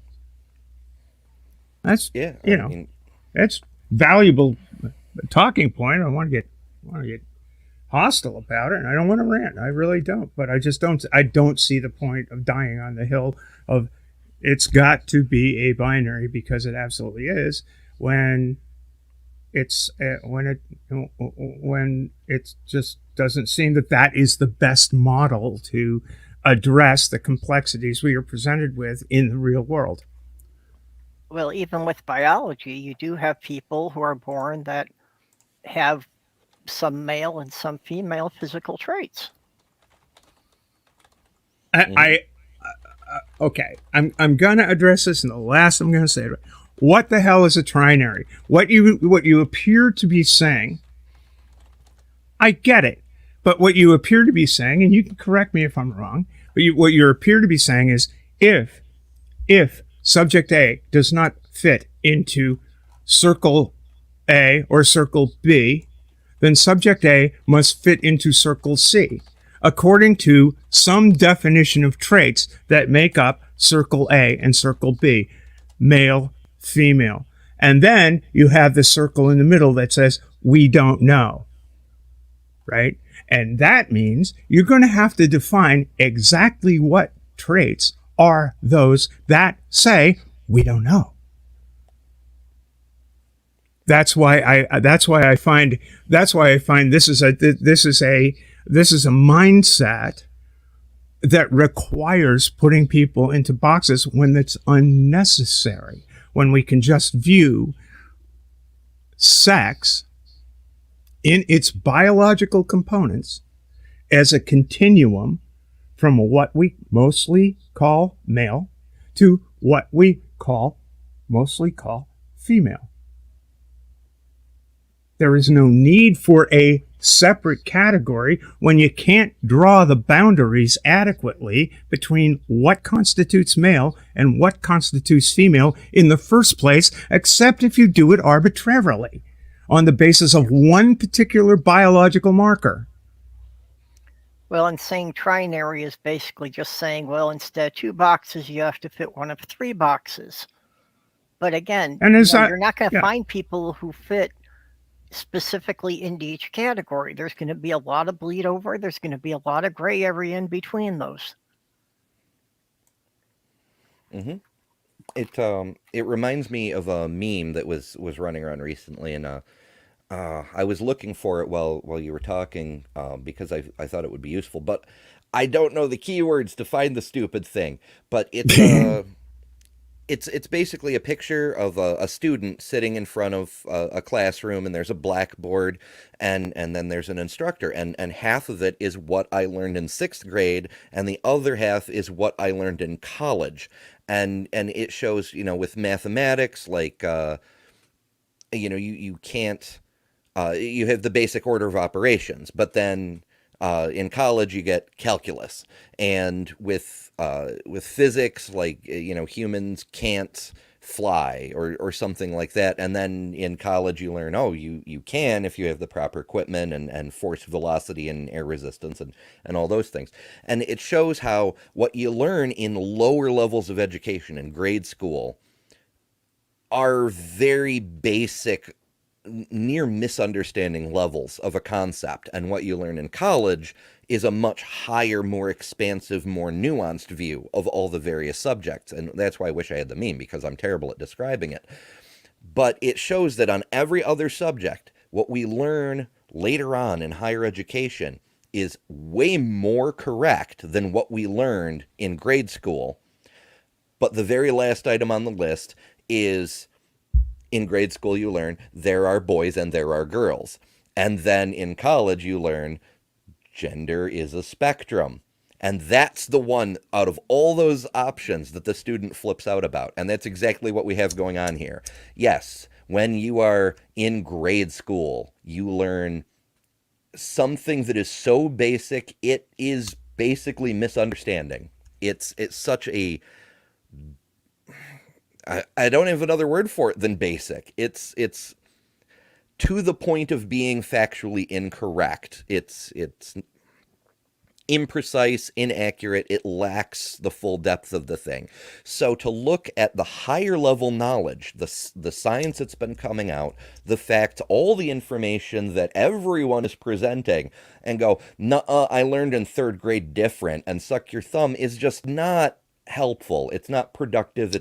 You're not learning anything by fighting back against actual information. Rejecting information doesn't make anybody's life better, especially yours.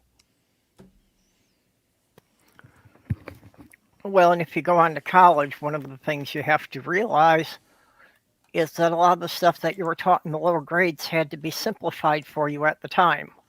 Mm. So, you'll be picking up things in a lot more detail, and you'll find that a lot of these subjects are a lot more complex than what you learned earlier on. Yes, that's a much more astute way of putting it. I'm just frustrated I can't find the stupid meme I want. Oh well. Yeah, such is life. Okay.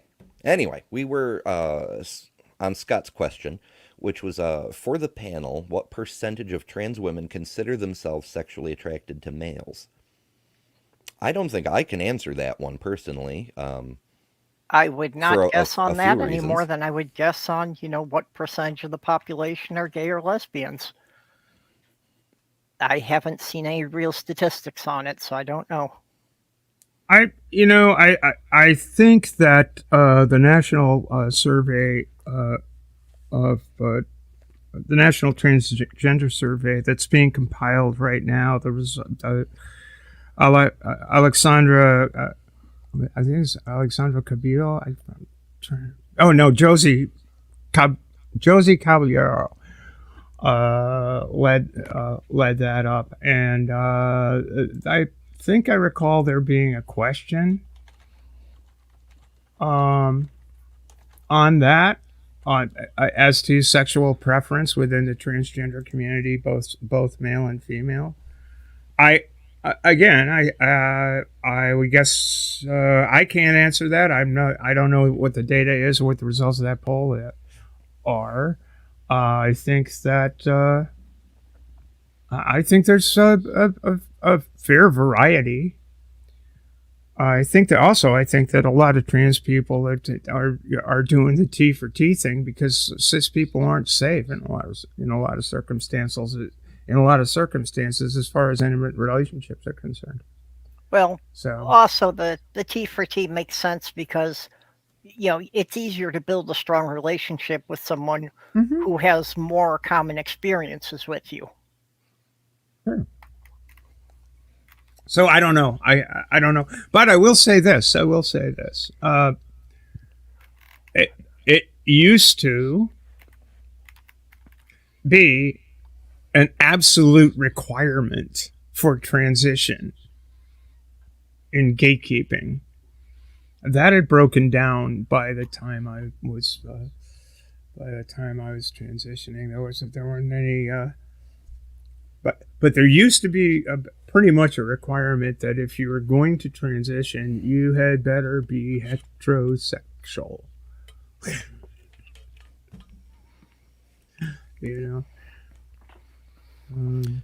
I do recall... the requirements and the old hoops that one had to go through to achieve to get any assistance in medical transition were really quite funny.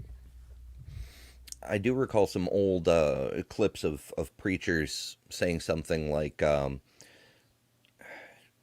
if you're gay, you're better off to be a trans person because then you can have God's blessing while you do things with people of your former gender, and it just it's weird. But no, I don't think we can put a percentage on it because we'd have to know what the entire population was thinking in order to evaluate it, and it's just, or at least have a significant sample as a cross section to gauge. So well, and then I have no idea. You also have all the people who are bisexual or pansexual, who. I mean, personally, I am completely pan. As long as you're the same species, we'll consider it. Yeah, that's always a tricky bit as well. But yeah, the numbers of people who aren't really hung up on a person's gender when it comes to their own sexual preference. It's getting to be more of a preference for genital compatibility rather than a person's public gender, and even then it's rarely an issue. Like there's a number of cishet men who are dating trans women who may or may not have had plumbing surgery, bottom surgery, and to them it doesn't matter because they're dating a woman, so who cares, you know? They Well, can and still depending on consider which themselves particular hetero. activities you like to engage in, even that may not come into play. Yeah. Yeah. There's also an increasing number of ace people or, gray people who, demisexuals who care a whole lot less about the physical component of a relationship, at least in the intimate sense. So there's a whole lot of X factors that are also muddying the waters. I suspect that it may go out of fashion to consider oneself to be straight, gay, bi, pan. We may see the end of that categorization before we see the end of the gender issue. Like, yeah, because I think a lot of people are just not caring anymore. But that's just me. Bree is back. Hey, Welcome back, Bree. Bree. Yeah, welcome back. You missed a Don't little replace bit of me with a spice. dinosaur. I was trying to keep your seat warm for you. Hey, sweetie. So, Good to see you we- tonight. Spice. did- What Yeah. kind of spice? There was a person in chat who was being really weird. Like, I don't know if they were trying to be offensive just for the sake of it, but I don't know. They started I out don't with find some them weird offensive. I questions. just thought it was and- weird. Yeah. It's carrying the flag for the binary and proposing a third category, trinary. I don't know what the hell it means. It's maybe I'm Yeah, very they were stupid, very but- much pushing on it all being biological. which hey, look, sex is biological. I completely say that. I tried to keep my definition of sex within the biological realm. And we haven't really gotten to a discussion of how gender fits in, although we've touched on it somewhat. And I do think that gender sense, the internal sense of gender, may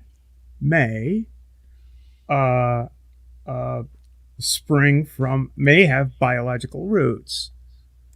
Not sure how you would demonstrate that, but I think that it's possible. I think it's certainly the case that if it is the case that gender identities, whether cis or trans, emerge at such an early age, that's an indicator of some influence of biology in the way we see ourselves.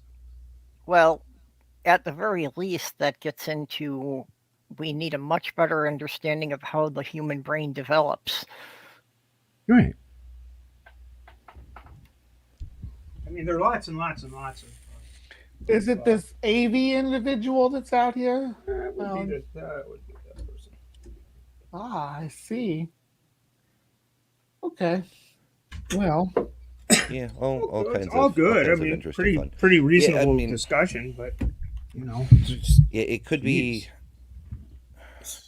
the thing with the trinary is like he, she, or other, whether it's they or a different pronoun. who's I just don't know. proposing the trinary? They're proposing a trinary? Yeah, that was the hobby horse. But in any case, we How's that They, work? Went they over kept that quite- offering quite trinary extensively. as a category, and they never explained what trinary meant. So you have two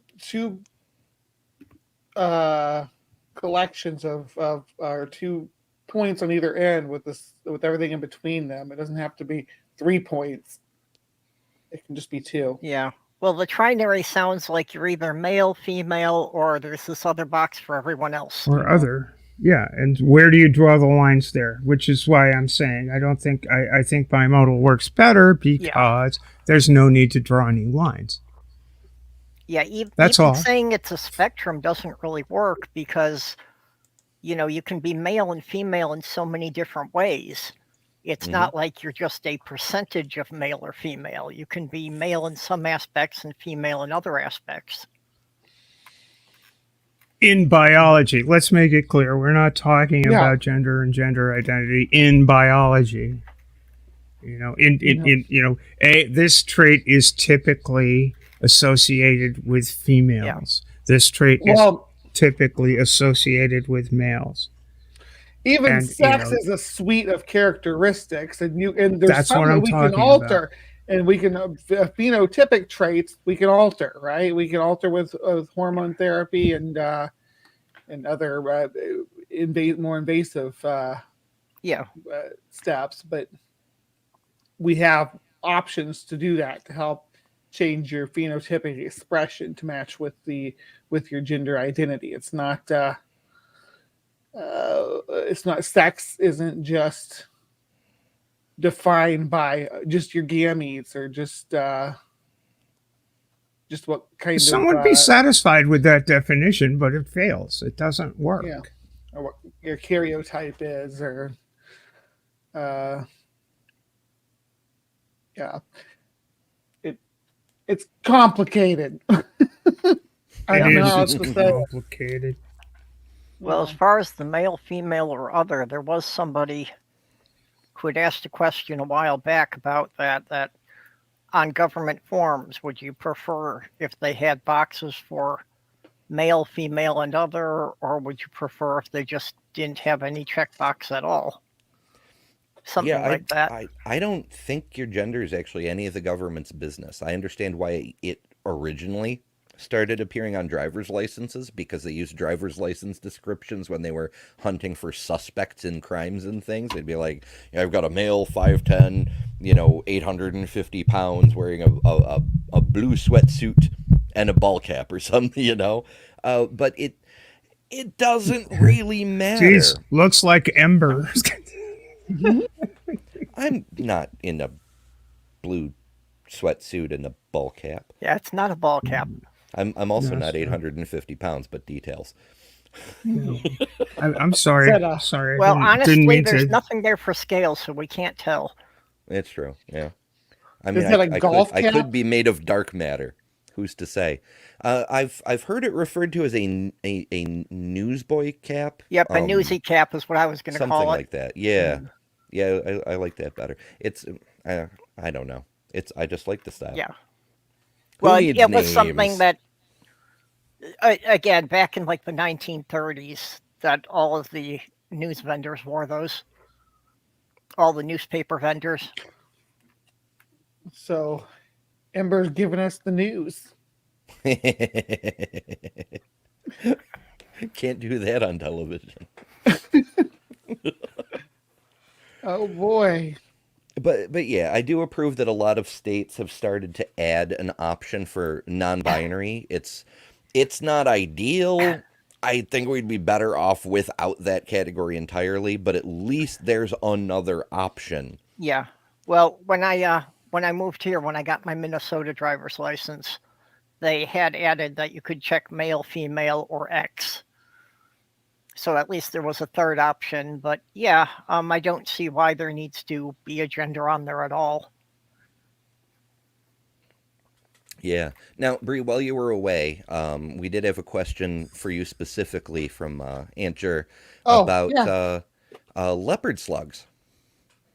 Ooh, yeah, they do the penis flower, right? They're hermaphrodites. Mm-hmm. So they climb up and dangle from a slime rope, and then they both extend their penises out and make a little flower where they exchange their gametes with one another, and they pull them back up inside and fertilize their eggs. It's very romantic and beautiful. It does look like a flower too, like kind of like a rose when their penises come down and they twist into each other. And that's pretty fancy. Now, do they fertilize each other at the same time, or do they have to take turns? Or well, they're exchanging gametes with each other when their penises are extended. That's what they do, and they're like swap and spit basically. And then when they pull them back in, they impregnate themselves. They fertilize the eggs. Yeah. So they both they're fertilizing each other generally. Beamsy, I had so when I was in high school, I did a lot of after school projects, and that usually meant I had to take the late bus, which took you to the elementary school, and then you would take the little kid bus home. And one time I happened to be back at my old elementary school, and I ran into my old first grade teacher. And she still remembered that when there were sign up forms for summer camp, and it asked, name and age and address and sex. So apparently she told me, I don't remember, but I guess she did. It was funny enough. I wrote no thanks on the sex line. So yeah, it Oh, just your mention of that brings that to mind. It's yeah, people have to be more specific. And I may be 22 feet tall and weigh 1 ton. But of course I would have to be in the same room as a gutsick gibbon to compare, because as we know, Erica is the largest person in the universe, and something along those lines. All right, Bree's got some goodies for us. yeah, there it is. That's what we're talking about. That's They awesome. they make this nice little glob down here, this little sphere, and that's full of all their reproductive fluids. And generally, one of them will drop down when they're done, and one of them will go back up. Like they'll go separate ways. But it's subjective, though. I've never actually seen it in person. I've seen them doing their mating ritual where they slither around each other, though, which is pretty interesting. But I never got to watch the actual penis flower emerge. Yeah, I've seen him do the slimy dangly thing and like start to spin around each other, but I've never seen that. That's a new one on me. Fantastic. Glad I could expose you to it. Hell yeah. Yeah, Yeah. I don't know how common it is in the group overall, but I know that a lot of slugs and snails do have both the male and female reproductive gear, as it were. Mm-hmm. And I know many a species lot of are quite non-vertebrates. capable of impregnating themselves and having babies without a mate. Yeah, and that's not necessarily the same thing as parthenogenesis, where a organism doesn't even have to impregnate itself. It can just Yeah, like reproduce. Komodo dragons do that. Turkey vultures can do that too. Um, Really?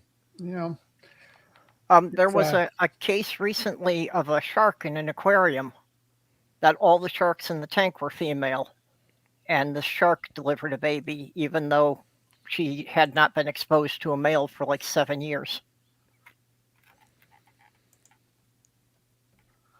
Cool, cool. It's a useful trick to have so you can get your population up and not go extinct if you don't have the opportunity to, exchange genetic material. so with the slugs. I just want to add this last little bit. They have little harpoons that they stab into each other too. In many species, actually, they call them love darts. Al's getting a new chandelier. Look, there's Mhm. lots of animals that are into BDSM scenes. It's true. Yeah. Well, There's I'm lots of glad you animals you that you had bite and that info. puncture each other during sex. Yeah, but some animals rip off their genitals during mating, or uh, some mollusk actually, octopus will rip their junk off and give it to the lady. And be like, "Hey, Throw it here, at them. Yeah. take this." Here, get away from me. I, Because I it'll. had heard that scorpions do that too, actually, that the penis detaches. So scorpions make a globby thing too that they try to pass. And I've seen videos where it got dropped, and both the scorpions are like, because scorpions can't see for shit. They have terrible eyes, but so they dropped it and they're like searching around for it while they're doing their mating dance. It was yeah, pretty interesting. That's fantastic. Yes, Jedi. well, it may not be all species of seahorses, but yeah, typically the male seahorses do carry the young. That confused the hell out of biologists for a while, which is one of the reasons, one among many, but one of the reasons that they decided to go by gamete size when determining biological sex. Because if you take gamete size out of the equation, then those seahorses we call male, you might call female. Even though they have many small gametes, maybe they just produce a lot of eggs and a few large sperm fertile. It gets messy. That's the way biology do. You should look into how. I forget the kind of coral, but there is a kind of coral in the Caribbean that can reproduce in all kinds of interesting ways, including sludging. They all release all their gametes all at once, and it creates basically an oil slick on the surface of the water. And when one gets fertilized, it turns into the little bitty slug eel type thing, and that's the only time in the coral's life cycle that it actually moves like the animal it is. And it'll swim along, and it's a terrible mess. But it works for them, so okay. Think about that next time you're in the ocean. You're swimming through a lot of sperm. A lot of gametes floating around in there with you. Andrew's follow-up is, Bre, what happens if a slug gets its penis stuck in the other one's penis? Oh, I didn't know that there was such circumstances. You'll have to elaborate on that for me. I don't know. I imagine it's speculative, but that's a big oof. Yeah. They have different species of snails and slugs have a lot of unique reproductive behaviors. Well, if you look at the animal kingdom in general, reproductive behaviors are so varied, even within a specific species, right? There's like gorillas, for instance, they'll live in like bachelor groups where they're not going without sex. They're having sex. They're just having male on male sex in these groups, right? They're not like abstaining. They're still practicing. So it's funny, they call these bachelor groups of apes. They're really like little gay groups where all the non-silverbacks kind of hang out together. Yeah, all kinds of fun stuff. Pragmatic is pointing out in the chat that there's a lot of species where sex is, once again, not strictly genetic, because they might start out as one sex, go through part of the reproductive cycle, change to the other sex. Sometimes there's multiple sexes beyond the two. It's all very, very complicated. Yellow eels. Fascinating. Yellow eels are all born as male, and when they fully mature, they transition to female. So there are no young females, there are no older males. Makes sense. I know clownfish do something. It's not strictly related to the reproductive cycle, but I believe if there's no male around, the largest female becomes a male. Yeah. And so there's several species of fish like that if the male is eliminated by a predator or something, the largest one in the school will become the male. Yeah, so it's just yeah. In a way, we're the anomalous ones because we don't adapt and change by switching things around as readily. Yes, Pat, it's all my fault. I am the author of confusion. I mean, we kind of did get stuck on the biological sex thing, but it seems like it's like a foundational critique here. It's like, well, you can't change your biological sex. It's like you can't get, that basically come up with a foundational definition of what biological sex is within the species Homo sapiens. You can bring up the clownfish and all this other stuff, but it's like you're sticking your pole there, so to speak. But at the end of the day, that's not even what the conversation is about, and it really doesn't even matter. I don't think it really matters.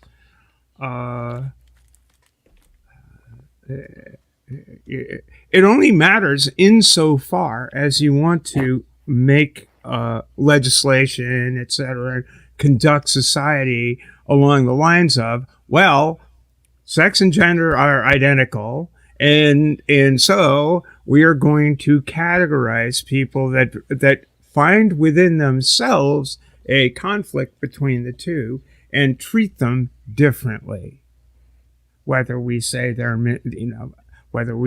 mentally ill and need to be repaired, or we send them here or we send them there, we certainly don't let them use the women's bathroom or the men's bathroom or the blah blah blah blah blah. We have we want to construct society in such a fashion that these people who actually have these experiences in their lives are excluded in some way or another. So at the end of the day, all of this stuff is commentary on what people want to do to us. And that is why so many people say anybody who objects to such a nonsense, ridiculous notion to do with people that aren't bothering them in the least, can't affect their lives in the least, simply want to do things that normal people do, like take a piss. It won't affect them in the least, but they want to get all up in arms about, well, sex is blah blah blah and blah blah blah, and you can't change your sex, and after all, nobody wants to see a dick, and it's like, who the hell wants to wave their dick around? Well, People I mean, some people do. I think most of these people kind of do. It's just, I can imagine if I went into the ladies' room, I'd wave my dick around. And if there aren't laws that prevent me from going into the ladies' room and waving my big masculine dick around, my daughter will be somehow. I mean, it's just a whole bunch of garbage. Yeah, I think that's so. That's all of this chit chat and the side chat, all this bullshit on YouTube, all of this garbage in state legislatures is focused around what? Making a big deal out of something that people don't understand because they don't understand it. Mm-hmm.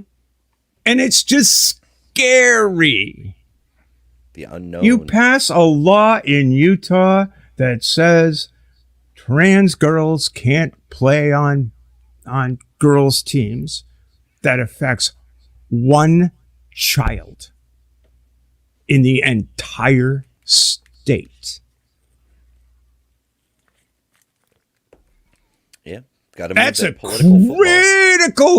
critical fucking thing to be worried about in a time when the fucking Great Lake itself is evaporating. You won't have a seashore anymore. You won't have any place for the birds to land as they're going from Mexico to Canada. You won't have a whole bunch of shit. And you're concerned about one trans kid playing kickball. Yep, the planet's on fire, but fuck that. Ask one me child anything. In particular.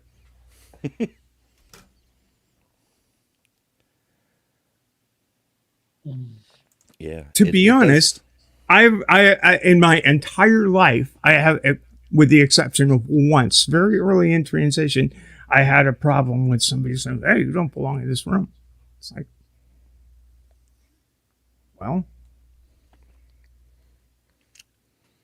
yeah, got to pee somewhere. And well, I mean, admittedly, I'm in one of the most liberal states, but my experience has been that sometimes I get sour looks from men coming out of the bathroom, but I've yet to run into a single woman who cared. Yeah. Yeah, it kind of feeds into... So the men care that I'm using the women's bathroom, but the women don't. Yeah, it's as Jake puts it in his question, it's the trans conversation is low-key misogynistic by focusing on trans women, almost entirely ignoring trans men, as Oh, it totally is. we were just discussing. Mhm. It isn't really about any individual person's lives, except that one student in Utah. As we're often saying, why do people, particularly certain individuals who've been mentioned throughout the course of this show, why do they even care? It doesn't affect Yeah. their lives even a little bit. It's because of this whole thing about, oh, we have to protect the women and children. We have to protect women's spaces from men who claim to be trans and use it to assault people, and all of this nonsense. What they're really And saying is that the problem is with men, not trans people. Like, yeah, yeah, and right predators now the suck. point it's at, the ones who are getting hurt the most by this are these cis women who don't fit society's image of feminine beauty. That cis women who somebody decides don't look feminine enough wind up getting harassed. Oh, it affects cis women far more. And these sorts of things. It's because of people wanting to police people's femininity. You know, it's like people want to police that. They want to say, well, you know, you're not. Are you girl enough?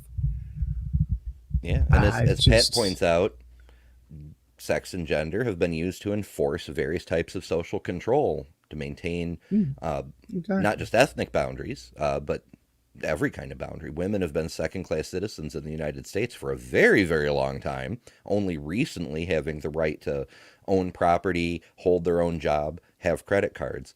And Yep. yeah, trans people existing is confusing the hell out of people who still think that way, who are like, well, how do I know how much to oppress you if I don't know what you are? Right. That's what Yeah. it boils down to. And everything you mentioned there has happened in my lifetime. Yeah, You know, and that's all stuff that's taken place in the last 50 years. yeah, it's shockingly recent, and it drives me crazy. Jake had another question, which was, how can I help when I live in an area where the issue isn't even a conversation because it's MAGA country and it's assumed that everyone agrees that all this is nonsense? I live there too, sweetie. I do too. There's uh I don't know if there's any getting through to people. Most you still, even when you're in MAGA country, most people are still wanting to be kind, I think. Or not wanting to make waves at the very least. Most people. But Hmm. I agree with that. there's assholes everywhere though. And there's good people everywhere too. I think if you really, really feel surrounded by people who are assholes, it's very much like being an ally to any other cause that you believe is right, that you think is right. Like, for example, say you're at work and there's a bunch of white dudes hanging around, and somebody starts making black people jokes, even if there's no black people around. You can just let it lie and not cause trouble, or you can stand up and say, dude, that's not fucking cool. Like, you don't even have to engage with these assholes about that kind of behavior. Just don't tolerate it. You know, if that makes sense. Yeah. It's a small step, but it's a step. It'll start changing perspectives, because it might not affect that person who is talking, but everyone else who hears it, they might think about it. They might be a little bit more respectful of others in the future. Let's see. I've got one more question starred, and there may be a couple more in the live chat I haven't caught in the last couple of minutes. But if this does end up being the end of it, then we'll go into our wrap up thing and such. But this one's kind of a more of a funny question. It's from Beamsy. Is your life anything like Priscilla, Queen of the Desert? For me personally, no. I could not pull off any of those things. Hmm. I'm not familiar with Priscilla, Queen of the Desert. It's, as I understand it, I haven't seen it myself because I'm so behind on pop culture, but it's sort of like an Australian To Wong Fu, except there's actually a real trans person in there. Oh, I see. Yeah. Maybe we'll have to watch it.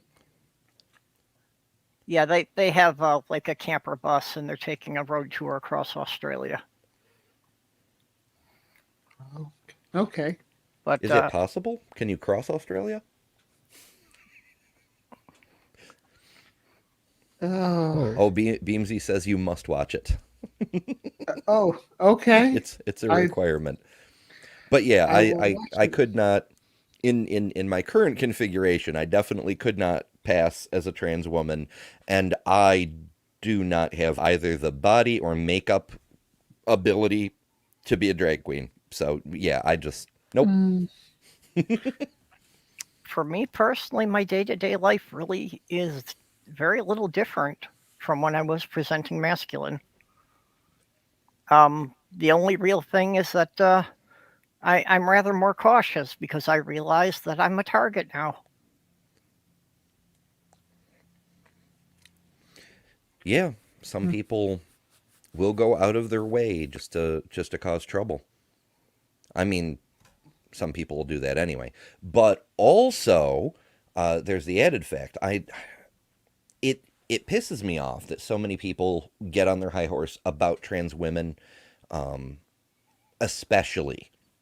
Like trans men tend to fly under the radar. They get ignored more. Oh, if you're a trans man, you can compete in men's sports because there's no biological unfair advantage and all that bullshit. But on the flip side, trans women also have to deal with being women and all the social disadvantages and dangers that entails as well. Yeah.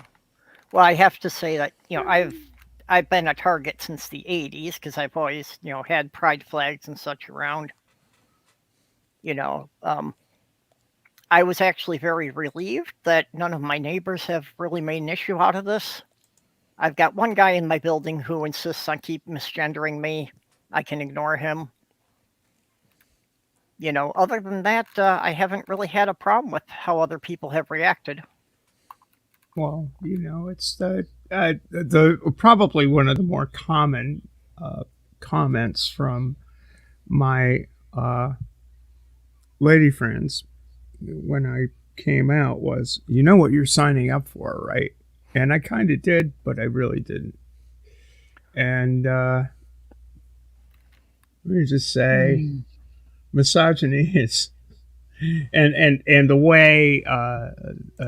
way gender works in our culture is quite something. If you haven't seen it from both sides, it's really it's simultaneously funny and extremely sad.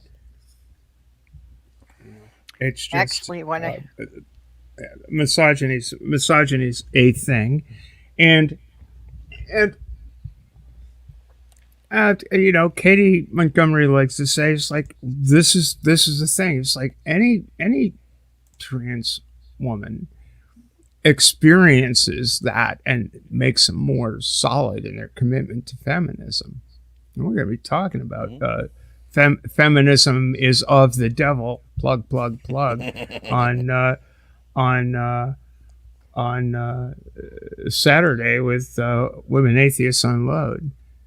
And it is a thing. It is a thing. It's remarkable how stupid I got after transitioning. How little capacity I had for being good at my craft and good in my sport, and how little I knew as a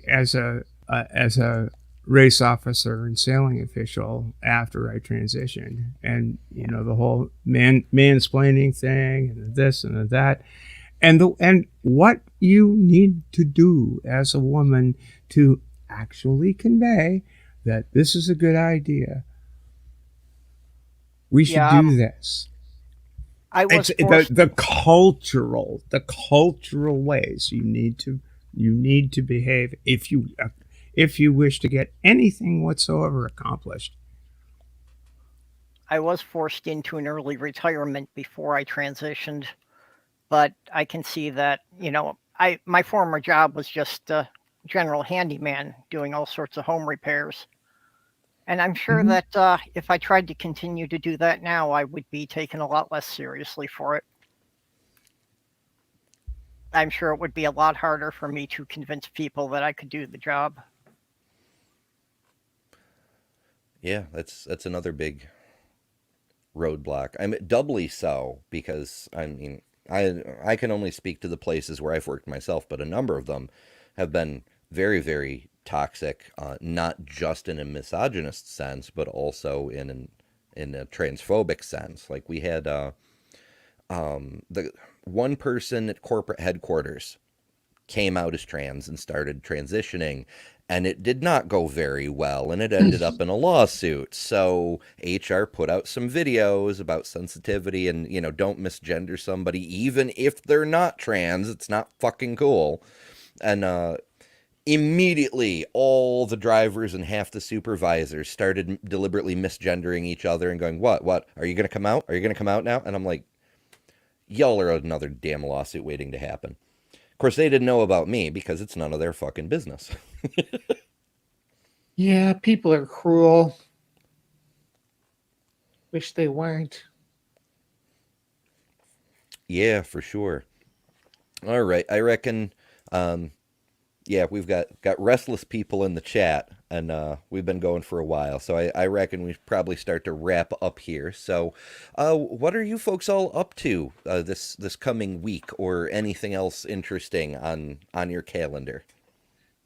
Well, here in almost exactly 12 hours, Oh, I will be doing my Life in the Hive. So, yeah, I will be there. I got Cryptic Corner. Let me see what I got on the agenda for that. Hold on. I know I got some good stuff. Okay, so we're going to Speak for talk about yourself, Al. Lockport, Alaska. If you don't know what that is, come tomorrow morning and find out. Good stuff. I do love the cryptic things. Yeah, this one's good. There's more. There's so many. It's weird. Yeah. Oh, we're gonna get weird with tomorrow night or tomorrow morning. Yee, goodies, goodies. And what are you up to, Purple? I just do a regular weekly chat every Wednesday afternoon at 2 o'clock Central Time.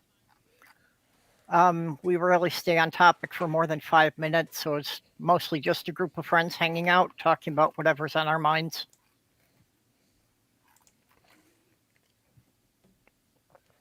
Cool, cool. And how about you, Steph? I know you've got at least one thing definitely on the calendar, but you know. yeah, that one thing is tomorrow on at 4:30 Eastern, I think, in the afternoon, 4:30 p.m.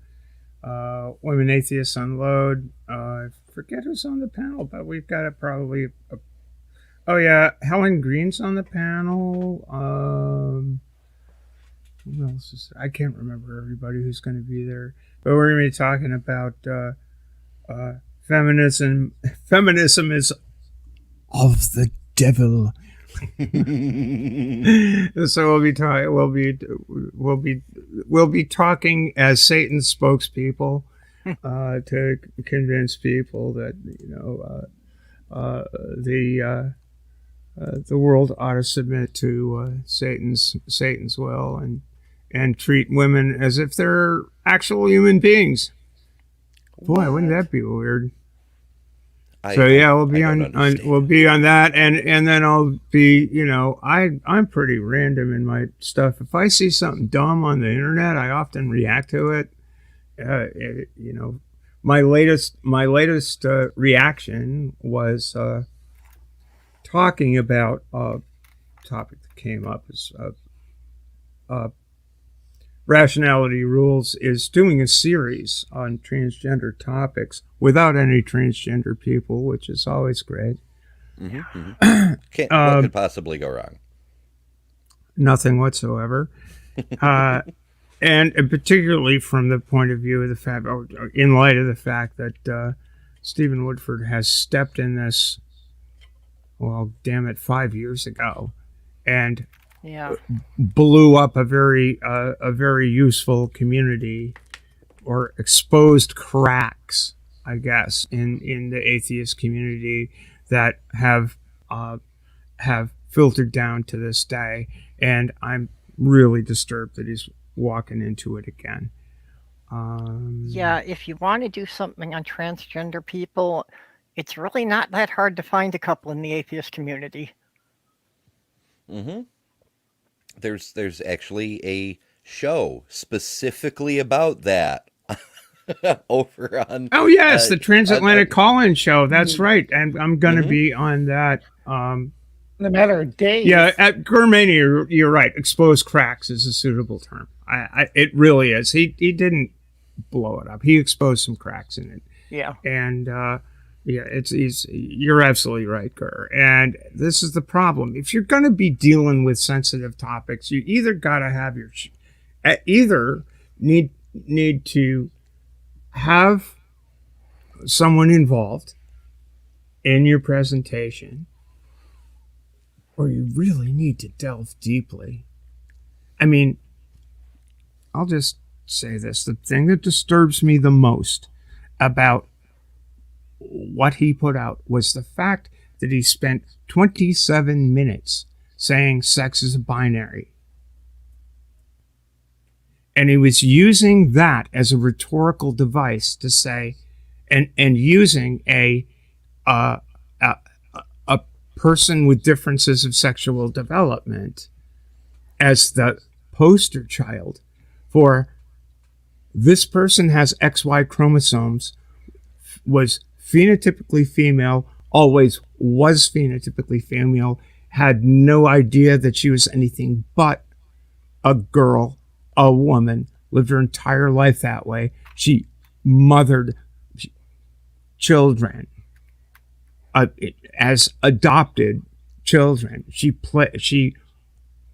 was a human adult, a baby adult human female her entire life, until somebody pointed out that she said she had XY chromosomes, or that she had testes. She had AIS, all right? So CAIS, complete androgen insensitivity syndrome, and that's what comes out. But he's using this person as an example of a male who has a gender identity that's different. And I would posit that that is so totally wrong. Mhm. It's totally wrong from a biological standpoint, from a psychological standpoint. And what Stephen doesn't seem to understand is this person was a human being.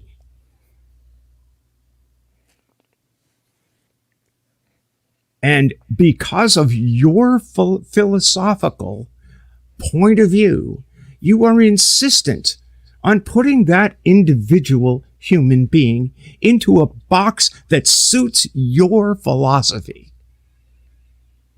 That to me is repulsive.